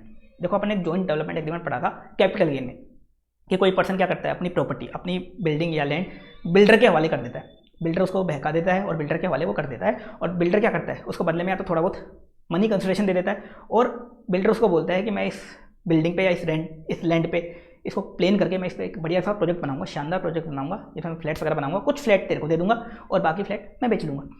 तो ऐसा बिल्डर बहका के किसी पर्सन से प्रॉपर्टी ले लेता है, तो वो पर्सन को बिल्डर कभी कभी स्टार्टिंग में कुछ मनी भी दे देता है, मतलब कैश या बैंक के थ्रू कुछ पैसा भी दे देता है। तो यहाँ पे बिल्डर टीडीएस काटेगा उस पर्सन का, जिस पर्सन को बिल्डर ने पेमेंट किया, उस पर्सन का बिल्डर यहाँ टीडीएस काटेगा। किस रेट से टीडीएस काटेगा? 10% की रेट से। 10% की टीडीएस काटेगा, और टीडीएस यहाँ किस पे काटेगा? मनी कंसिडरेशन पे। जो कुछ अमाउंट उसने दिया है, मनी कंसिडरेशन जो दिया है, मनी कंसिडरेशन जो दिया है उस पर टीडीएस कटेगा। बिल्डर ने जो प्रोजेक्ट में शेयर दिया है, बिल्डर ने जो प्रोजेक्ट में 5 फ्लैट दिए हैं या जो शेयर दिया है, उस शेयर पे टीडीएस नहीं कटेगा। मनी कंसिडरेशन जो दिया गया है, बिल्डर ने जो मनी कंसिडरेशन दिया उस पर्सन को, उस मनी कंसिडरेशन पे यहाँ 10% की रेट से क्या करेगा? टीडीएस कटेगा। 194 IC। अगला है 194J। 194J में 5 चीज़ें कवर है: professional fees, technical fees, royalty, non compete fees और director remuneration. Professional fees, technical fees, royalty, non compete fees और डायरेक्टर रेम्युनरेशन, इन 5 चीज़ों पे टीडीएस कहाँ कटता है? 194J में। तो कोई भी पर्सन है, मोहनलाल को छोड़ के कोई भी पर्सन किसी रेजिडेंट पर्सन को रॉयल्टी का, प्रोफेशनल फीस का, टेक्निकल फीस का, नॉन कम्पीट फीस का और डायरेक्टर रेम्युनरेशन का पेमेंट कर रहा है, तो टीडीएस कहाँ काटेगा? 194J में काटेगा। अब यहाँ पे रेट क्या है? देखो यहाँ रेट ध्यान से देखना। टेक्निकल फीस के लिए, रॉयल्टी फॉर सिनेमेटोग्राफिक फिल्म्स के लिए और payment to call centre. Technical fees, royalty for cinematographic films और पेमेंट टू कॉल सेंटर के केस में रेट हो जाएगी 2%। और बाकी जो भी अदर केस है, मतलब professional fees, other royalty, non compete fees और डायरेक्टर रेम्युनरेशन, उनके लिए रेट क्या है? 10%। तो technical fees, royalty for cinematographic films और पेमेंट टू कॉल सेंटर के लिए रेट हो गई 2%, और बाकी सारे केस के लिए 10% की रेट। एक बात और ध्यान रखना, टेक्निकल फीस को अपन FTS भी बोलते हैं, fees for technical service, FTS। अब यहाँ पे एग्जम्पशन लिमिट दे रखी है, प्रोफेशनल फीस की 30,000 फॉर ईयर, टेक्निकल फीस की 30,000 फॉर ईयर, रॉयल्टी की भी 30,000 फॉर ईयर और नॉन कम्पीट फीस की भी 30,000 फॉर ईयर। डायरेक्टर रेम्युनरेशन की कोई लिमिट नहीं है, मतलब डायरेक्टर रेम्युनरेशन अगर आप 1 रुपये का भी पे करोगे आपको टीडीएस काटना है। तो देखो यहाँ पे लिमिट जो है ना, professional fees, technical fees, royalty और नॉन कम्पीट फीस सभी की अलग अलग है। ऐसा नहीं कि सभी की एग्रीगेट मिला के। मान लो एक कंपनी है राम लिमिटेड, वो अमन को पेमेंट करती है 25,000 का टेक्निकल फीस और 28,000 की रॉयल्टी। तो देखो 25 और 28 को अपन एग्रीगेट नहीं करेंगे, दोनों को अलग अलग देखेंगे। तो देखो दोनों अलग अलग लिमिट के अंदर आ रहे हैं, कोई टीडीएस नहीं कटेगा। तो यहाँ पे एग्रीगेट नहीं करना अपन को। ये जो लिमिट है, प्रोफेशनल फीस की अलग है, टेक्निकल फीस की अलग है, रॉयल्टी की अलग है, नॉन कम्पीट फीस की अलग है। यहाँ डायरेक्टर रेम्युनरेशन पे कोई लिमिट नहीं दे रखी। अब डायरेक्टर रेम्युनरेशन पे भी देखो क्या होता है, अगर डायरेक्टर कंपनी का एम्प्लॉई है, डायरेक्टर जो है वो कंपनी का एम्प्लॉई है, तो उसका टीडीएस 192 में कटता है। अगर डायरेक्टर कंपनी का एम्प्लॉई नहीं है तो उसका टीडीएस कहाँ कटता है? 194J में। और लगभग सारे डायरेक्टर कहाँ कवर होते हैं? 194J में कवर होते हैं। लगभग सारे डायरेक्टर 194J में कवर हो जाते हैं। आगे बता रखा है इसमें, अगर कोई इंडिविजुअल एचयूएफ है जो पर्सनल पर्पस के लिए पेमेंट कर रहा है, कोई इंडिविजुअल एचयूएफ पर्सनल पर्पस के लिए पेमेंट कर रहा है, कोई टीडीएस यहाँ नहीं कटेगा। इसके बाद बता रखा है एक स्पेशल केस कि अगर कोई इंडिविजुअल एचयूएफ रॉयल्टी और नॉन कम्पीट फीस का पेमेंट कर रहा है, रॉयल्टी और नॉन कम्पीट फीस का पेमेंट कर रहा है, चाहे वो कमर्शियल के लिए करे, चाहे वो कमर्शियल के लिए करे, चाहे कितना भी करे, कोई टीडीएस नहीं कटेगा। मान लो एक इंडिविजुअल है अमन, वो रॉयल्टी का पेमेंट कर रहा है 5 लाख का बिजनेस के लिए, कोई टीडीएस नहीं काटना। तो अगर कोई इंडिविजुअल एचयूएफ रॉयल्टी और नॉन कम्पीट फीस का पेमेंट कर रहे हैं, चाहे वो कमर्शियल के लिए करे, चाहे उनका टर्नओवर लास्ट ईयर में ज़्यादा था, लास्ट ईयर में उनका टर्नओवर मान लो 5 करोड़ 10 करोड़ था, तो अभी उनको कोई टीडीएस नहीं काटना। रॉयल्टी और नॉन कम्पीट फीस पे किसी भी इंडिविजुअल एचयूएफ को कोई भी टीडीएस नहीं काटना। आगे बता रखा है प्रोफेशनल सर्विस। ये प्रोफेशनल जो सर्विस है, प्रोफेशनल फीस है, क्या क्या चीज़ें कवर होंगी इसके अंदर। तो जो भी सर्विस सेक्शन 44AA में, पीजीबीबी में एक सेक्शन है 44AA में, उसमें जो सर्विस बता रखी है वो सारी कवर हो जाएंगी। वहाँ कौन कौन सी सर्विस बता रखी है, वहाँ कुछ स्पेसिफाइड प्रोफेशन बता रखे हैं, legal, medical, engineering, architect, film artist, CA CS वगैरह वगैरह, ये सब बता रखे हैं। वो 44AA वाले सारे यहाँ कवर हो जाएंगे। इसके अलावा अगर कोई सर्विस है स्पोर्ट्स एक्टिविटी के रिगार्डिंग है, स्पोर्ट्स एक्टिविटी के रिगार्डिंग है और in person in following person ने दी है, तो वो भी प्रोफेशनल सर्विस मानी जाएगी। कौन कौन पर्सन ने दी है, किसी स्पोर्ट्स पर्सन ने दी है, जैसे विराट कोहली ने दी है, जैसे एम्पायर ने दी है, किसी रेफरी ने दी है, किसी कोच ने दी है, किसी ट्रेनर ने दी है, किसी टीम फिजिशियन ने दी है, कोई इवेंट मैनेजर है स्पोर्ट्स एक्टिविटी वाला। मैंने बोला था इवेंट मैनेजर अगर स्पोर्ट्स एक्टिविटी वाला है तो 194J में आएगा, बाकी सारे इवेंट मैनेजर 194C में। इसके अलावा किसी कमेंटेटर ने दी है, किसी एंकर ने दी है, किसी स्पोर्ट्स कॉलमनिस्ट ने दी है, इन पर्सन ने दी है स्पोर्ट्स एक्टिविटी के रिगार्डिंग सर्विस, तो प्रोफेशनल सर्विस मानी जाएगी। अब फीस फॉर टेक्निकल सर्विस में क्या लेना है, टेक्निकल कंसल्टेंसी और मैनेजरियल सर्विस, मैनेजरियल, टेक्निकल और कंसल्टेंसी सर्विस आ जाएंगी फीस फॉर टेक्निकल सर्विस। आगे बता रखा है अगर टीपीए मतलब third party administrator insurance company के बिहाफ पे हॉस्पिटल को पेमेंट करता है, टीपीए इंश्योरेंस कंपनी के बिहाफ पे हॉस्पिटल को पेमेंट करता है, उसको अपन प्रोफेशनल फीस मान लेंगे और 194J में TDS कट जाएगा। आगे एक चीज़ और बता रखी है, अगर स्टॉक एक्सचेंज के जो मेंबर्स होते हैं वो स्टॉक एक्सचेंज को ट्रांजैक्शन चार्ज पे करते हैं, स्टॉक एक्सचेंज के मेंबर स्टॉक एक्सचेंज को ट्रांजैक्शन चार्ज पे करते हैं ऑनलाइन ट्रेडिंग फैसिलिटी लेने के लिए, तो उसको टेक्निकल फीस नहीं मानते और उस पर TDS नहीं कटेगा। तो स्टॉक एक्सचेंज के मेंबर स्टॉक एक्सचेंज को ट्रांजैक्शन चार्ज पे करते हैं ऑनलाइन ट्रेडिंग फैसिलिटी लेने के लिए, तो उस पर TDS नहीं कटेगा। ये था 194J। 5 चीज़ें कवर थी, professional fees, technical fees, royalty, non compete fees, direct remuneration. कोई भी पर्सन मोहनलाल को छोड़ के किसी रेजिडेंट पर्सन को पेमेंट करते हैं, TDS यहाँ काटना है। Technical fees, royalty for cinematographic films और पेमेंट टू कॉल सेंटर 2% की रेट है, अदर केस में 10% की रेट है। लिमिट क्या है, प्रोफेशनल फीस के लिए 30,000, टेक्निकल फीस के लिए 30,000, रॉयल्टी के लिए 30,000, नॉन कम्पीट फीस के लिए 30,000 और डायरेक्ट रेम्युनरेशन के लिए कोई लिमिट नहीं है। अगर इंडिविजुअल एचयूएफ पर्सनल पर्पस के लिए पेमेंट करते हैं कोई TDS नहीं काटना। अगर कोई इंडिविजुअल एचयूएफ है रॉयल्टी और नॉन कम्पीट फीस का कितना भी पेमेंट करे, चाहे वो कमर्शियल के लिए करे, कोई TDS नहीं काटना। प्रोफेशनल सर्विस में क्या लोगे, तो 44AA वाली सर्विस, एक स्पोर्ट्स एक्टिविटी वाली सर्विस अपन यहाँ ले लेंगे। टेक्निकल सर्विस में मैनेजरियल टेक्निकल कंसल्टेंसी सर्विस। आगे बता रखा है TPA अगर इंश्योरेंस कंपनी के भी आप पे हॉस्पिटल को पेमेंट करता है 194J लग जाएगा। लेकिन स्टॉक एक्सचेंज के मेंबर ट्रांजेक्शन चार्ज पे करते हैं स्टॉक एक्सचेंज को ऑनलाइन ट्रेडिंग फैसिलिटी लेने के लिए, कोई TDS यहाँ नहीं कटेगा। ये था 194J। आगे अपने देखा 194K। अगर UTI म्यूचुअल फंड की जो यूनिट्स है उनसे इनकम होती है किसी पर्सन को, तो यहाँ TDS कटेगा 194K में। तो जो भी पर्सन मतलब UTI म्यूचुअल फंड वाले यहाँ TDS काटेंगे किसी भी रेजिडेंट पर्सन का 10% की रेट से TDS काट लेंगे और यहाँ लिमिट दे रखी है 5,000 की। अगर 5,000 तक की इनकम है कोई TDS नहीं कटेगा, 5,000 से ज़्यादा का है इनकम तो फिर यहाँ TDS कट जाएगा 194K में। आगे बता रखा है 194LA compensation on compulsory acquisition of immovable property. अगर गवर्नमेंट मान लो आपकी इमूवेबल प्रॉपर्टी का कंपल्सरी एक्विजिशन कर लेती है, अपन ने कैपिटल गेन में पढ़ा था, तो उस केस में कैपिटल गेन निकलता है, तो गवर्नमेंट यहाँ आपको पे करेगी कंपनसेशन।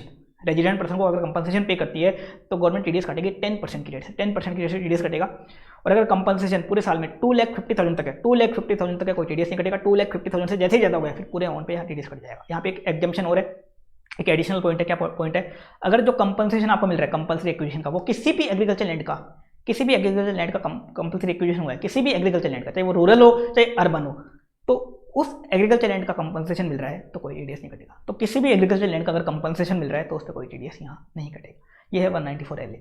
अगला 194LB, LC और LD। ये तीनों जो सेक्शन है LB, LC और LD स्पेशली नॉन रेजिडेंट के हैं। स्पेशली किसके लिए हैं, नॉन रेजिडेंट, यहाँ रेजिडेंट कवर नहीं है। 194LB, LC और LD। LB, LC और LD डिटेल में अपन NR टैक्सेशन में देखेंगे, यहाँ भी एक बार देख लेते हैं क्या है। 194LB सबसे पहले ये दे रखा है, अगर किसी नॉन रेजिडेंट या फॉरेन कंपनी को कोई इंफ्रास्ट्रक्चर डेट फंड से इंटरेस्ट मिल रहा है तो इंफ्रास्ट्रक्चर डेट फंड वाले उसका TDS काटेंगे किस रेट से, 5% की रेट से। और जो इंटरेस्ट है ना ये वाला, ये 5% से ही टैक्सेबल होता है।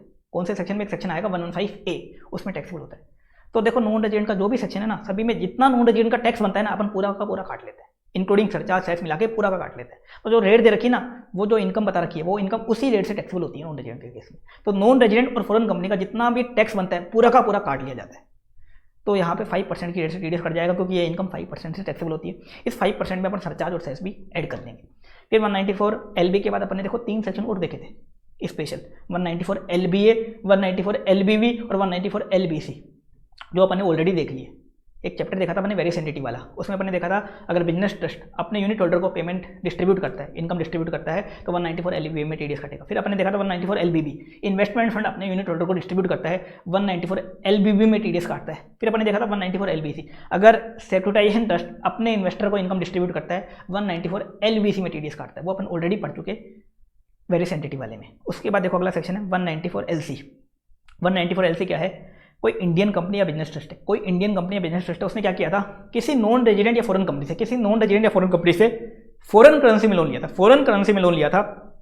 तो इंडियन कंपनी या उस बिजनेस ट्रस्ट को 194 LC में जब वो इंटरेस्ट पे करेंगे तो उस इंटरेस्ट पे 5% की रेट से टीडीएस काटना पड़ेगा, प्लस सरचार्ज और सेस तो करना ही है, लेकिन 5% की रेट से टीडीएस काटना है।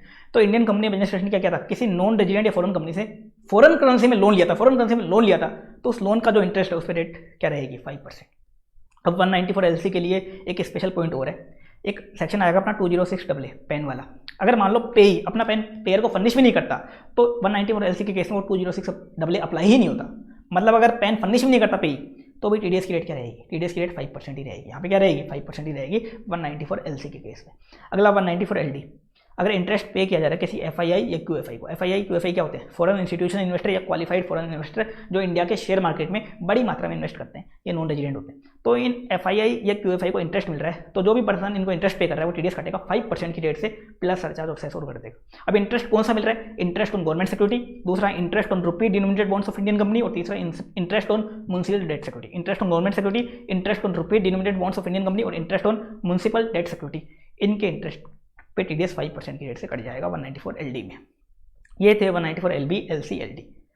फिर अपन ने देखा 194 M, contract commission brokerage professional fees. Contract commission brokerage professional fees, आप बोलोगे कॉन्ट्रैक्ट भी अपन ने पढ़ लिया 194 C में, कमीशन ब्रोकरेज 194 H में देख लिया, प्रोफेशनल फीस 194 J में देख ली। लेकिन देखो अपन ने 194 C, 194 H और 194 J में कुछ इंडिविजुअल एचयूएफ को छोड़ दिया था, मोहनलाल को छोड़ दिया था। मोहनलाल मतलब ऐसा इंडिविजुअल एचयूएफ जिसका लास्ट ईयर में बिजनेस के केस में टर्नओवर अप टू ₹1 करोड़ था और प्रोफेशन के केस में gross asset up to ₹50 lakh थी, उनको अपन ने वहाँ इग्नोर कर दिया था। तो उनको कवर करने के लिए आया 194 है। इसके अलावा 194G और 194C और 194J में तो अपन ने ऐसे इंडिविजुअल एचयूएफ को भी छोड़ दिया था जो पर्सनल पर्पस के लिए पेमेंट करते हैं, तो वो भी यहाँ कवर हो जाएंगे, मतलब पर्सनल पर्पस का पेमेंट भी यहाँ कवर हो जाएगा। अब आप बोलोगे ऐसे तो अपन ने 194I रेंट वाले में भी छोड़ा था, देखो रेंट वाले के लिए अलग से सेक्शन बना दिया 194I भी। तो 194M में क्या क्या चीज़ें कवर्ड है, कॉन्ट्रैक्ट कवर्ड है, कमीशन कवर्ड है, ब्रोकरेज कवर्ड है और प्रोफेशनल फीस। 194J का खाली प्रोफेशनल फीस कवर्ड है, बाकी royalty, non compete fees, technical fees वो कवर्ड नहीं है, खाली प्रोफेशनल फीस। 194J का ओनली एक ही पेमेंट कवर्ड है, प्रोफेशनल फीस। तो कोई इंडिविजुअल एचयूएफ है जो 194C, H और J में कवर्ड नहीं है, कोई इंडिविजुअल एचयूएफ है जो 194C, H और J में कवर्ड नहीं है, मतलब मोहनलाल है। मोहनलाल क्या कर रहा है, किसी रेजिडेंट पर्सन को कॉन्ट्रैक्ट का, कमीशन का, ब्रोकरेज का, प्रोफेशनल फीस का पेमेंट कर रहा है, चाहे पर्सन करे चाहे बिजनेस वाला करे। तो contract, commission, brokerage, professional fees का पेमेंट कर रहा है, 5% की रेट से वो टीडीएस काटेगा, 5% की रेट से वो टीडीएस काटेगा। और एग्रीगेट लिमिट क्या है यहाँ पे, 50 लाख की लिमिट है, 50 लाख तक पेमेंट करता है पूरे साल में कोई टीडीएस नहीं, 50 लाख से जैसे भी ₹1 ज़्यादा हो गया फिर पूरे अमाउंट पे टीडीएस काटेगा। अब ये 50 lakh limit contract, commission, brokerage की अलग अलग नहीं है, सभी की टोटल मिला के। मान लो मोहनलाल एक पर्सन है ए लिमिटेड, उसको पेमेंट कर रहा है कॉन्ट्रैक्ट का 20 लाख का, कमीशन का 20 लाख का, ब्रोकरेज का 20 लाख का, तो क्या करेंगे अपन, और प्रोफेशनल फीस का मान लो 20 लाख का, तो सबको एग्रीगेट करके देखेंगे, सबको एग्रीगेट करके देखेंगे, ऐसा नहीं कि सबकी अलग अलग लिमिट है। तो ये 194M। आगे अगला सेक्शन है 194N, कैश विड्रॉल, काफ़ी इंपॉर्टेंट सेक्शन है कैश विड्रॉल। अगर कोई भी पर्सन किसी बैंक, कोऑपरेटिव बैंक या पोस्ट ऑफिस से कैश विड्रॉ करता है, कोई भी पर्सन किसी बैंक, कोऑपरेटिव बैंक या पोस्ट ऑफिस से कैश विड्रॉ करता है, तो जो bank, cooperative bank, post office है वो उसका टीडीएस काटेंगे, किस रेट से, 2% की रेट से। Bank, cooperative bank, post office यहाँ टीडीएस काटेंगे 2% की रेट से। अब इसमें लिमिट दे रखी है, अगर कैश विड्रॉ वो पर्सन कर रहा है अप टू ₹1 करोड़ कर रहा है, पूरे साल में कितना कर रहा है, अप टू ₹1 करोड़ कर रहा है, कोई टीडीएस नहीं कटेगा। लेकिन जैसे ही 1 करोड़ से ज़्यादा हो गया तो इस सेक्शन में क्या होगा, एक्सेस अमाउंट पर टीडीएस कटेगा। देखो इस सेक्शन में क्या है, कॉन्ट्राडिक्शन है। कुछ लोग तो बोलते हैं कि इसमें खाली एक्सेस अमाउंट पे टीडीएस कटेगा, कुछ लोग सोचते हैं इसमें फुल अमाउंट पे टीडीएस कटेगा। दोनों व्यू पॉइंट है इसमें। काफ़ी सारे बैंक क्या करते हैं, खाली एक्सेस अमाउंट पे टीडीएस काटते हैं, काफ़ी बैंक पूरे फुल अमाउंट पे टीडीएस काट लेते हैं। इंस्टीट्यूट दोनों व्यू पॉइंट लेता है, लेकिन फर्स्ट व्यू पॉइंट जो इंस्टीट्यूट लेता है वो क्या करता है, एक्सेस अमाउंट वाला। तो अपन भी अब एक्सेस अमाउंट वाला यहाँ व्यू पॉइंट लेंगे। तो 194N अभी तक एक पहला सेक्शन है जहाँ पे अगर लिमिट क्रॉस हो रही है तो खाली एक्सेस अमाउंट पे टीडीएस कटेगा। अगर आप पूरे पे भी काट दोगे तो भी आपका आंसर ठीक होना जाएगा, लेकिन इंस्टीट्यूट जो फर्स्ट व्यू पॉइंट लेता है वो क्या लेता है, एक्सेस अमाउंट। तो यहाँ पे एक 194N पहला सेक्शन है जहाँ पे अगर लिमिट क्रॉस होती है तो खाली एक्सेस अमाउंट पे टीडीएस कटेगा। जैसे मान लो मिस्टर अरुण है, वो 1 लाख क्या बोलते हैं 1 करोड़ 20 लाख विड्रॉ कर रहा है बैंक से, 1 करोड़ 20 लाख, तो टीडीएस किस पे कटेगा, 20 लाख पे। 1 करोड़ का जो एक्सेस अमाउंट है, एक्सेस अमाउंट मतलब 20 लाख पे 2% की रेट से उसका टीडीएस कट जाएगा। कौन काट लेंगे, bank, cooperative bank, post office. आगे बता रखा है, आगे एक स्पेशल पॉइंट बता रखा है, अगर मान लो कोई ऐसा पेई है जैसे लास्ट के 3 ईयर से अपनी रिटर्न ही फाइल नहीं करी, कोई ऐसा पेई है जैसे लास्ट 3 ईयर से अपना रिटर्न ही फाइल नहीं करी, कोई ऐसा पेई जैसे लास्ट 3 ईयर से अपनी रिटर्न ही फाइल नहीं करी, उसके केस में, ऐसे पेई के केस में क्या होगा, अगर वो विड्रॉ करता है 20 लाख से ज़्यादा, 20 लाख से ज़्यादा करते ही उसका टीडीएस कट जाएगा। 20 लाख से ज़्यादा करता है, अप टू रुपीज़ 1 करोड़ करता है, 20 लाख से ज़्यादा करता है और अप टू रुपीज़ 1 करोड़ करता है, तो जो भी 20 लाख से एक्सेस अमाउंट है उस पर 2% की रेट से उसका टीडीएस कट जाएगा, 2% की रेट से। और अगर वो विड्रॉ करता है 1 करोड़ से ज़्यादा का, विड्रॉ करता है 1 करोड़ से ज़्यादा का, तो जो एक्सेस अमाउंट है 1 करोड़ से ऊपर वाली जो एक्सेस अमाउंट है उस पर 5% की रेट लग जाएगी। 20 लाख से ज़्यादा पे 2% लग जाएगी और 1 करोड़ से ज़्यादा पे 5% लग जाएगी। कोई ऐसा पेई है जिसने लास्ट 3 ईयर से रिटर्न ही फाइल नहीं करी और वो इतने पैसे विड्रॉ कर रहा है, तो गवर्नमेंट ये बोलती है उसका टीडीएस क्या होगा, 20 लाख से ज़्यादा विड्रॉ करते ही 2% और 1 करोड़ से ज़्यादा करते ही 5% की रेट से टीडीएस कट जाएगा। आगे बता रखा है ये जो सेक्शन है 194N, अगर पेई कोई गवर्नमेंट है, कोई बैंक है, कोई कोऑपरेटिव बैंक है, कोई पोस्ट ऑफिस है, कोई एटीएम ऑपरेटर है या कोई ऐसा पर्सन है जिसको आरबीआई ने नोटिफाई कर रखा है। पेई कौन है, गवर्नमेंट है, बैंक है, कोऑपरेटिव बैंक है, पोस्ट ऑफिस है, कोई एटीएम ऑपरेटर है या कोई ऐसा पर्सन जिसको आरबीआई ने नोटिफाई कर रखा है। अगर ये पेई है तो ये सेक्शन अप्लाई नहीं होगा, इन लोगों का यहाँ कोई टीडीएस नहीं कटेगा। ये था 194N। अगला section 194O, certain payment by e commerce operator to e commerce participant. E commerce operator payment कर रहा है ई कॉमर्स पार्टिसिपेंट को, कोई रेजिडेंट ई कॉमर्स पार्टिसिपेंट है उसको पेमेंट किया जा रहा है। अब आप बोलोगे ई कॉमर्स ऑपरेटर, ई कॉमर्स पार्टिसिपेंट होते कौन है? देखो ई कॉमर्स ऑपरेटर तो हो गया, ये फ्लिपकार्ट हो गया, अमेजन हो गया, ये अर्बन क्लैब वाले हो गए, मतलब जिन बंदों के थ्रू कोई पर्सन अपना गुड्स वगैरह सेल करता है या सर्विस वगैरह देता है, जिनकी वेबसाइट पे या जिनके ऐप पे कोई पर्सन है क्या करता है, अपने गुड्स सेल करता है या सर्विस देता है। और ई कॉमर्स पार्टिसिपेंट कौन हो गया, जो अमेजन पे, फ्लिपकार्ट पे या अर्बन क्लैब पे क्या करता है, अपने गुड्स वगैरह सेल करता है या सर्विस देता है। जैसे मान लो पतंजलि है, पतंजलि अमेजन पे अपने गुड्स सेल करता है, तो पतंजलि क्या हो गया यहाँ पे, ई कॉमर्स पार्टिसिपेंट हो गया और अमेजन क्या हो गया, ई कॉमर्स ऑपरेटर हो गया। तो पतंजलि ने मान लो अमेजन पे अपने पूरे साल में 20 लाख के गुड्स सेल किए अमेजन के थ्रू, अमेजन के थ्रू कितने सेल किए, 20 लाख के गुड्स सेल किए, तो 20 लाख पे क्या हो जाएगा, 194O में अमेजन को टीडीएस काटना पड़ जाएगा। किस रेट से, 1% of gross amount of sale consideration, 1% of gross amount of sale, 1% of gross amount of sale, जो भी सेल होगी गुड्स की अमेजन के थ्रू, जो भी सेल होगी उससे 1% की रेट से अमेजन क्या करेगा, टीडीएस काटेगा। मान लो पतंजलि ने अमेजन के थ्रू 50 लाख के सेल किए गुड्स, तो 50 लाख पे अमेजन क्या करेगा, 1% की रेट से टीडीएस यहाँ काट लेगा 194O में। अब इसमें एक चीज़ और दे रखी है, अगर कोई ई कॉमर्स पार्टिसिपेंट है, कोई ई कॉमर्स पार्टिसिपेंट मतलब जो बंदा अमेजन फ्लिपकार्ट पे सेल कर रहा है, वो बंदा कौन है, कोई इंडिविजुअल एचयूएफ है, कोई इंडिविजुअल एचयूएफ है और उसका जो सेल है, उस बंदे का जो सेल है उस प्लेटफॉर्म के थ्रू जो सेल है वो पूरे साल का 5 लाख तक है, कितना है पूरे साल का 5 लाख तक है, तो उस बंदे का टीडीएस नहीं कटेगा। जैसे मान लो एक पर्सन है अमन क्या करता है, अपना प्रोडक्ट है, उसका एक प्रोडक्ट है पेन, वो अमेजन में सेल करता है, अमेजन के थ्रू सेल करता है और उसकी अमेजन के थ्रू जो सेल होती है पूरे साल की अप टू ₹5 लाख है, कितनी अप टू ₹5 लाख है, तो अमेजन को उसका टीडीएस नहीं काटना। तो अगर कोई इंडिविजुअल एचयूएफ है और वो अपना प्रोडक्ट सेल कर रहा है ई कॉमर्स ऑपरेटर के थ्रू, तो अगर सेल उसकी उस ई कॉमर्स ऑपरेटर के थ्रू पूरे साल में कितनी है, अप टू ₹5 लाख है, कोई टीडीएस नहीं कटेगा। 5 लाख से जैसे ही ज़्यादा हो गई फिर पूरे अमाउंट पे टीडीएस कट जाएगा, आगे बता रखा है। अगर पैन फर्निश नहीं करता, पे अगर अपना पैन फर्निश नहीं करता, तो यहाँ टीडीएस की रेट क्या होगी, यहाँ टीडीएस की रेट 20% नहीं होगी, यहाँ 206AA नहीं लगेगा, यहाँ टीडीएस की रेट क्या हो जाएगी 5%, यहाँ 20% नहीं होगी। अगर पे अपना पैन फर्निश नहीं करता तो अमेजन वाले टीडीएस की रेट से काटेंगे, 5% की रेट से यहाँ टीडीएस काटेंगे। ये था 194। अगला 194P, ये नया सेक्शन आया, इस बार नया एक सेक्शन आया 194P, income of specified senior citizen. देखो स्पेसिफाइड सीनियर सिटीजन को यहाँ कवर किया गया है, income of specified senior citizen. तो स्पेसिफाइड सीनियर सिटीजन की जो भी इनकम होगी उसका टीडीएस यहाँ स्पेसिफाइड बैंक, जो स्पेसिफाइड बैंक है वो काट लेगा। स्पेसिफाइड बैंक कौन होता है, तो शेड्यूल्ड बैंक होता है, वो उसका टीडीएस काट लेगा। कैसे काटेगा भी अपन देखते हैं। तो यहाँ पे स्पेसिफाइड बैंक क्या करेगा, स्पेसिफाइड सीनियर सिटीजन की इनकम का, जो भी स्पेसिफाइड सीनियर सिटीजन को इनकम होगी उसका पूरा टीडीएस काट लेगा। रेट्स इन फोर्स, मतलब जितना उसका टीडीएस बनेगा, जितना उसका टैक्स बनेगा, जितना उस स्पेसिफाइड सीनियर सिटीजन का टैक्स बनेगा, पूरा का पूरा टैक्स कौन काट लेगा, स्पेसिफाइड बैंक काट लेगा। अब आप बोलोगे ये स्पेसिफाइड सीनियर सिटीजन कौन होते हैं, ये होते हैं रेजिडेंट इंडिविजुअल है और जिसकी एज 75 ईयर से उससे ज़्यादा है। एज कितनी है, 75 ईयर से उससे ज़्यादा है, 60 नहीं बोली मैंने, क्या बोली, 75 ईयर से उससे ज़्यादा है। तो कोई रेजिडेंट इंडिविजुअल है जिसकी एज कितनी है, 75 ईयर से उससे ज़्यादा है, वो बनेगा स्पेसिफाइड सीनियर सिटीजन। और जिसकी पेंशन की इनकम है, जिसको किसकी इनकम हो रही है, पेंशन की, पेंशन उसको गवर्नमेंट से मिल रही है तो, या किसी एम्प्लॉयर से उसको पेंशन मिल रही है, पेंशन सैलरी एड में आती है। तो जिसको पेंशन की इनकम हो रही है, और जिसकी एज कितनी है, 75 ईयर से उससे ज़्यादा है और उसकी और कोई इनकम नहीं है, उस स्पेसिफाइड सीनियर सिटीजन की और कोई इनकम नहीं है, एक्सेप्ट एक इनकम और हो सकती है। जिस बैंक में, जिस स्पेसिफाइड बैंक में उसको पेंशन की इनकम मिल रही है, जिस बैंक में उसको पेंशन की इनकम मिल रही है, उस बैंक में उसको इंटरेस्ट की इनकम हो रही है, इंटरेस्ट ऑन सेविंग अकाउंट या इंटरेस्ट ऑन एफडी की इनकम उसी बैंक में हो रही है, सेम बैंक में। मतलब एक बैंक उसने खोल रखा है, स्पेसिफाइड बैंक में उसका अकाउंट है, उस अकाउंट में उसको पेंशन की इनकम मिल रही है और उसी बैंक में उसको इंटरेस्ट की इनकम हो रही है, उसी बैंक में उसको इंटरेस्ट मिल रहा है एफडी वगैरह पे या कोई सेविंग अकाउंट वगैरह पे। तो वो बनेगा स्पेसिफाइड सीनियर सिटीजन। कौन बनेगा? रेजिडेंट इंडिविजुअल जिसकी एज 75 ईयर से उससे ज़्यादा है, जिसको पेंशन की इनकम हो रही है। कौन सी इनकम हो रही है? पेंशन की इनकम। खाली पेंशन की इनकम और कोई इनकम नहीं है। हाँ, एक इनकम और हो सकती है। वो कौन सी इनकम? Interest income. और इंटरेस्ट इनकम भी सेम बैंक में होनी चाहिए जिससे पेंशन की इनकम हो रही है। मतलब जिस बैंक में उसको पेंशन की इनकम मिल रही है, जिस बैंक में उसको पेंशन की इनकम मिल रही है, सेम बैंक में अगर उसको इंटरेस्ट की इनकम मिल रही है तो कवर हो जाएगा वो बन जाएगा स्पेसिफाइड सीनियर सिटीजन। अब स्पेसिफाइड सीनियर सिटीजन का क्या होगा?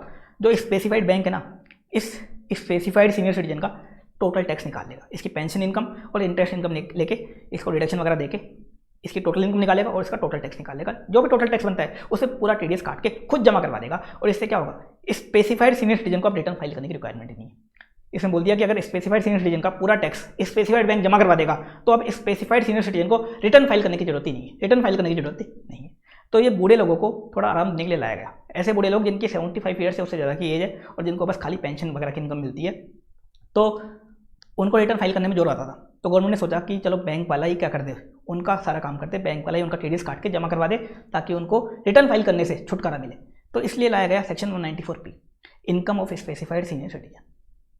अगर मान लो स्पेसिफाइड सीनियर सिटीजन को पेंशन की इनकम मिल रही है बैंक ऑफ बड़ौदा में मान लो, और इंटरेस्ट की इनकम उसको हो रही है HDFC बैंक में, मान लो दोनों बैंक शेड्यूल्ड बैंक है, दोनों स्पेसिफाइड बैंक है, बताओ कवर्ड होगा क्या? नहीं होगा कवर्ड। जिस बैंक अकाउंट में उसको पेंशन की इनकम आ रही है, बैंक ऑफ बड़ौदा में अगर पेंशन आ रही है तो इंटरेस्ट की इनकम भी उसी में होनी चाहिए, सेम में होनी चाहिए, तभी यहाँ कवर्ड होगा 194P में, तभी वो कवर्ड होगा। अगला सेक्शन 194Q।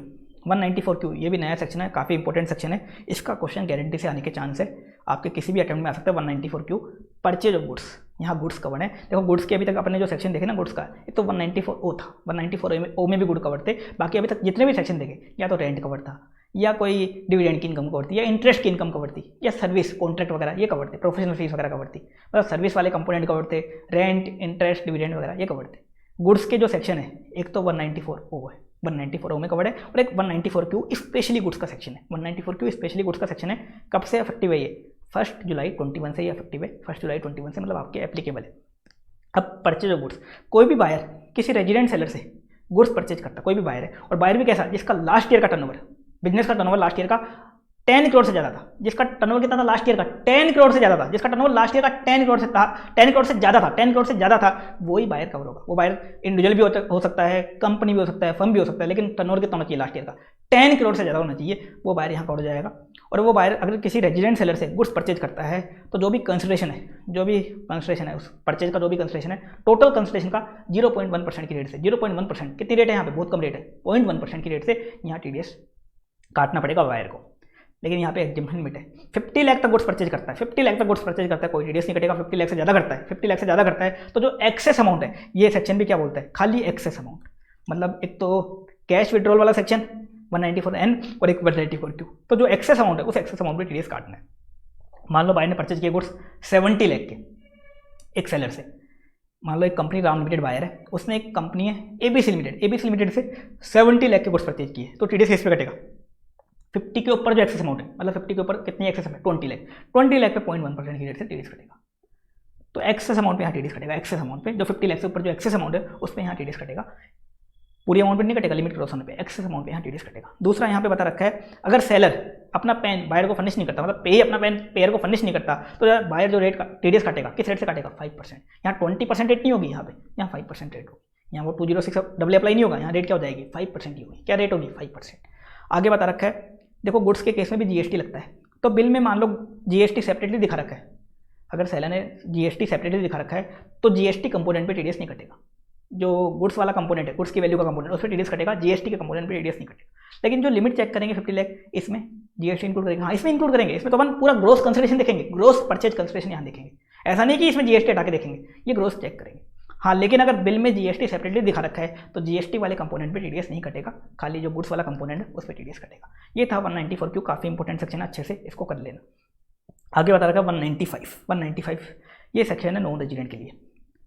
कोई भी सम किसी भी नॉन रेजिडेंट या फॉरेन कंपनी को पे किया जाता है जो इंडिया में टैक्सेबल है, और जो बाकी सेक्शन में कवर नहीं है। कोई भी सम अगर आप किसी नॉन रेजिडेंट या फॉरेन कंपनी को पे करते हो जो इंडिया में टैक्सेबल है, और जो बाकी सेक्शन में कवर नहीं है, तो बाकी सेक्शन में भी क्या है? नॉन रेजिडेंट कवर्ड हो गए। कैसे कवर्ड हो गए? 192 में सैलरी का टीडीएस कट जाता है नॉन रेजिडेंट का 192 में। इसके बाद 194B और BB में उनका कैजुअल इनकम का टीडीएस कट जाता है। 194 में स्पोर्ट्समैन वाला जो होता है नॉन रेजिडेंट, उसका टीडीएस कट जाता है। इसके बाद अपने देखा 194 LB, LC, LD specially non resident का कुछ इनकम पे वहाँ टीडीएस कट जाता है। उसके अलावा और कोई समय, मान लो आप किसी नॉन रेजिडेंट को रॉयल्टी का पेमेंट कर रहे हो, तो कोई और समय जो इंडिया में टैक्सेबल है और जिसका बाकी सेक्शन में कवरेज नहीं हुआ, वो कहाँ कवर हो जाएगा? 195 में।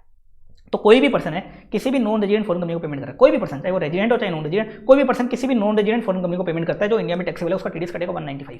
किस रेट से कटेगा? Rates in force. अब यहाँ रेट्स इन फोर्स क्या लोगे? देखो यहाँ रेट्स इन फोर्स क्या होती है सेक्शन के लिए? वो होती है 30%।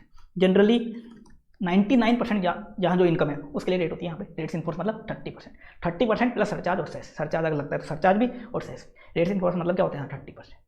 कुछ इनकम के लिए यहाँ अलग भी है रेट्स इन फोर्स, लेकिन जनरली क्या है ये रेट्स इन फोर्स? कभी पूछे ना रेट्स इन फोर्स 195 के लिए क्या होती है? 30%। ये पेपर 6 में पूछ लेता है। तो रेट्स इन फोर्स यहाँ 30% होती है। तो रेट्स इन फोर्स से यहाँ टीडीएस कटेगा।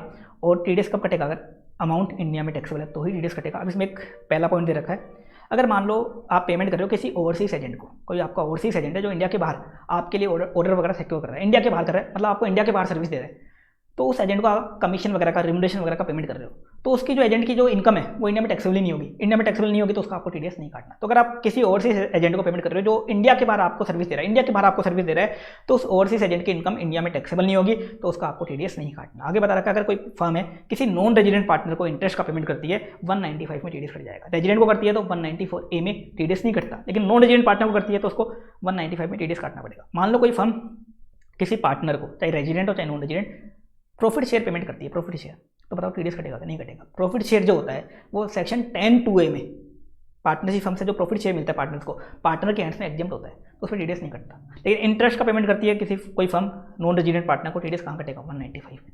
आगे बता रखा है एक स्पेशल पॉइंट, अगर कोई भी पर्सन किसी नॉन रेजिडेंट या फॉरेन कंपनी को कोई भी अमाउंट पे करता है, चाहे वो इंडिया में टैक्सेबल हो चाहे नहीं हो, चाहे इंडिया में टैक्सेबल हो चाहे नहीं हो, उसको उस सम के रिगार्डिंग, जो भी अमाउंट नॉन रेजिडेंट को पे किया गया है उस सम के रिगार्डिंग डिपार्टमेंट वालों को इन्फॉर्मेशन देनी पड़ेगी कि क्या सम पे किया गया है, कितने अमाउंट का पे किया गया है, कौन सी करेंसी में किया गया है, टीडीएस के लिए लाइबल है या नहीं है, ये सारी डिटेल देनी पड़ेगी। अगर टैक्सेबल है तो टीडीएस भी काटना पड़ेगा, टैक्सेबल नहीं है तो कम से कम डिटेल तो देनी ही पड़ेगी। तो चाहे टैक्सेबल हो चाहे ना हो, आपको इनकम टैक्स वालों को बताना पड़ेगा कि आप क्या पे कर रहे हो नॉन रेजिडेंट फॉरेन कंपनी को। आगे बता रखा है, अगर मान लो किसी नॉन रेजिडेंट फॉरेन कंपनी का टीडीएस डीटीडब्ल्यू में जो रेट दे रखी है, डीटीडब्ल्यू मतलब डबल टैक्सेशन अवॉइडेंस एग्रीमेंट में जो रेट दे रखी है, उस रेट से ज़्यादा रेट से कट जाता है, एक्सेस रेट से कट जाता है, तो नॉन रेजिडेंट फॉरेन कंपनी क्या कर सकते हैं? डिफरेंस अमाउंट का रिफंड क्लेम कर सकते हैं। डिफरेंस अमाउंट का क्या कर सकते हैं? रिफंड क्लेम कर सकते हैं। जो एक्सेस उनका टीडीएस कटा उसका वो रिफंड क्लेम कर सकते हैं। ये था 195। अब अपन आगे कंटिन्यू करते हैं, कुछ अदर पॉइंट बता रखे हैं टीडीएस के रिगार्डिंग। पहला पॉइंट बता रखा है, पहला और दूसरा पॉइंट बिल्कुल फालतू है। अगर मान लो पेई कोई गरीब आदमी है, पेई की काफ़ी कम इनकम है या तो, या पेई के काफ़ी सारे लॉस हैं, तो पेई क्या कर सकता है? एओ को, असेसिंग ऑफिसर को रिक्वेस्ट कर सकता है कि उसका टीडीएस ना काटा जाए या उसका टीडीएस कम रेट से काटा जाए, और ऐसा रिक्वेस्ट करके वो एओ से एक सर्टिफिकेट ले सकता है, नो डिडक्शन का या तो, या लोअर डिडक्शन का सर्टिफिकेट ले सकता है। अगर एओ उसको सर्टिफिकेट दे देता है तो पेई क्या करेगा? उस सर्टिफिकेट को पेयर को पकड़ा देगा। फिर पेयर क्या करेगा? फिर पेयर अगर नो डिडक्शन वाला सर्टिफिकेट है तो उसका टीडीएस काटेगा ही नहीं, और लो डिडक्शन वाला सर्टिफिकेट है तो जो रेट उस सर्टिफिकेट में लिखी हुई है उस रेट से टीडीएस काट लेगा। तो पेई गरीब आदमी है तो पहले पॉइंट का बेनिफिट ले सकता है। दूसरा, कोई पेई है जिसकी इनकम बेसिक एग्जम्पशन लिमिट तक कितनी है? बेसिक एग्जम्पशन लिमिट तक कोई पेई है, और ऐसे केस में पेई क्या कर सकता है? खुद सेल्फ डिक्लेरेशन दे सकता है, मतलब एओ के पास जाने की जरूरत नहीं है, सेल्फ डिक्लेरेशन दे सकता है। 15G या 15H में फॉर्म होते हैं दो, 15G या 15H। अगर पेई कौन है? सीनियर सिटीजन है तो 15H, और अगर पेई कोई नॉर्मल इंडिविजुअल है तो 15G फॉर्म होता है। तो वो सेल्फ डिक्लेरेशन दे सकता है, खुद लिख के दे सकता है पेयर को कि मेरा टीडीएस ना काटा जाए। एओ के पास जाने की जरूरत नहीं है, खुद लिख के दे सकता है पेयर को कि मेरा टीडीएस ना काटा जाए। लेकिन ये पॉइंट नंबर 2 कुछ सेक्शन के लिए अप्लाई होता है। कौन कौन से सेक्शन के लिए? तो 192A ईपीएफ वाला, 193 इंटरेस्ट ऑन सिक्योरिटीज वाला, 194A अदर इंटरेस्ट वाला, 194DA इंश्योरेंस पॉलिसी का मैच्योरिटी अमाउंट, 194I रेंट वाला, और 194K यूटीआई म्यूचुअल फंड की इनकम वाला। तो इन सेक्शन के लिए वो रिक्वेस्ट कर सकता है। तो ये था पॉइंट 1 और 2, बिल्कुल फालतू पॉइंट था। अब पॉइंट नंबर 3, सेक्शन 206AA। पेई को क्या करना है? अपना पेन पेयर को फर्निश करना पड़ेगा। पेई को अपना पेन पेयर को कंपलसरी फर्निश करना पड़ेगा। अगर पेई अपना पेन पेयर को फर्निश नहीं करता तो पेयर है ना, टीडीएस किस रेट से काटेगा? जो भी सेक्शन में रेट दे रखी है वो रेट ले लेगा, और 20% which ever is higher, rate given in section और 20% विच एवरेज हायर, उस रेट से टीडीएस काट लेगा। लेकिन इसके कुछ एक्सेप्शन है। एक तो 192A, वहाँ पे अगर एम्प्लॉय अपना पेन पीएफ डिपार्टमेंट को फर्निश नहीं करता तो रेट क्या हो जाएगी? एमएमआर। इसके अलावा एक सेक्शन और देखा था अपन ने 194IB। आईबी में देखा था अगर टीडीएस की रेट तो 20% हो जाएगी, लेकिन मैक्सिमम टीडीएस कितना कर सकता है? लास्ट मंथ रेंट जितना। इसके बाद एक और सेक्शन था इसका एक्सेप्शन 194 एलसी में देखा था अपन ने कि इस पर अप्लाई नहीं होता, मतलब अगर पे पेन फर्निश भी नहीं करता तो रेट क्या रहती है वहाँ पे 5% ही रहती है। इसके बाद अपन ने 2 एक्सेप्शन और देखे थे। इसके 2 एक्सेप्शन कौन कौन से देखे थे, एक तो अपन ने देखा था इसमें 194O और एक 194Q। इन दोनों सेक्शन में अगर पे पेन फर्निश नहीं करता तो रेट कितनी रहती है 5, कंटिन्यू होती 5% हो जाती है, 5% हो जाती है। ये कुछ इसके एक्सेप्शन भी थे। अगला एक सेक्शन नया आया है इस बार 206AB, ज़्यादा काम का सेक्शन नहीं है लेकिन दे रखा है, अपन देखते हैं नया सेक्शन आया है, नया सेक्शन ऐड हुआ है। क्या सेक्शन है ये निकम्मे लोगों के लिए, निकम्मे पेई, जो पेई है जिसको इनकम रिसीव हुई वो निकम्मा टाइप का है, तो उनके लिए सेक्शन लाया गया 206AB, ताकि उनका निकम्मापन खत्म हो जाए। कैसे खत्म हो जाए देखो अपन देखते हैं कैसे खत्म होगा।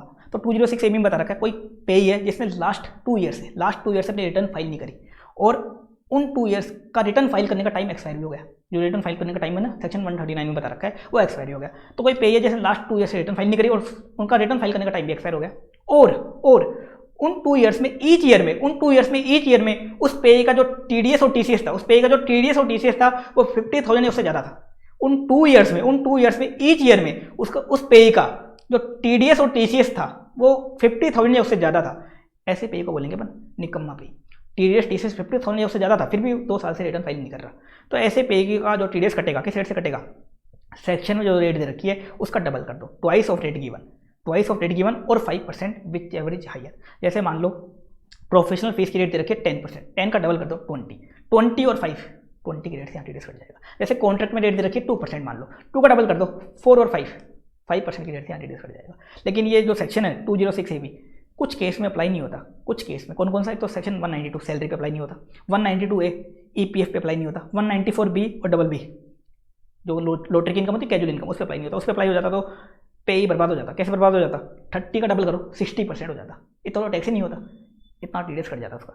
इसके बाद 194N है कैश विड्रॉल, उस पर अप्लाई नहीं होता। तो इन 192A 194B 194BB और 194N इन केस में ये 206AB अप्लाई नहीं होता। आगे बता रखा है मान लो कोई पे ज़्यादा ही निकम्मा है, ना तो उसने पेन फर्निश किया पेयर को, ना ही उसने 2 साल से रिटर्न फाइल करी, कोई पे ज़्यादा ही निकम्मा है, मतलब कोई पे पे 206AA भी अप्लाई हो रहा है और 206AB भी अप्लाई हो रहा है, तो ऐसे पे का क्या होगा, तो 206AA और 206AB के अकॉर्डिंग जो सबसे हाई रेट आएगी उस हाई रेट से टीडीएस कट जाएगा, ये था पॉइंट नंबर 4। अब पॉइंट नंबर 5 आ जाओ। पेयर ने टीडीएस काट लिया, टीडीएस उसको काट के अपने पास नहीं रखना, वो गवर्नमेंट का पैसा है, उसको गवर्नमेंट को जमा करवाना है। कैसे जमा करवाना है, अगर उसने अप्रैल से लेकर के फेब के मंथ में टीडीएस काटा है तो अप्रैल का TDS 7th of next month, मतलब अप्रैल से फेब के मंथ में टीडीएस काटा है तो नेक्स्ट मंथ के 7 तारीख तक, अगले महीने की 7 तारीख तक उसको गवर्नमेंट को जमा करवाना। अप्रैल का टीडीएस 7 मई तक, मई का टीडीएस 7 जून तक, जून का टीडीएस 7 जुलाई तक उसको जमा करवाना है। लेकिन मार्च मंथ का जो टीडीएस, उसने जो मार्च मंथ में टीडीएस काटा है वो कब तक जमा करवाना है, 30 अप्रैल तक। मार्च मंथ का टीडीएस 30 अप्रैल तक जमा करवाना है।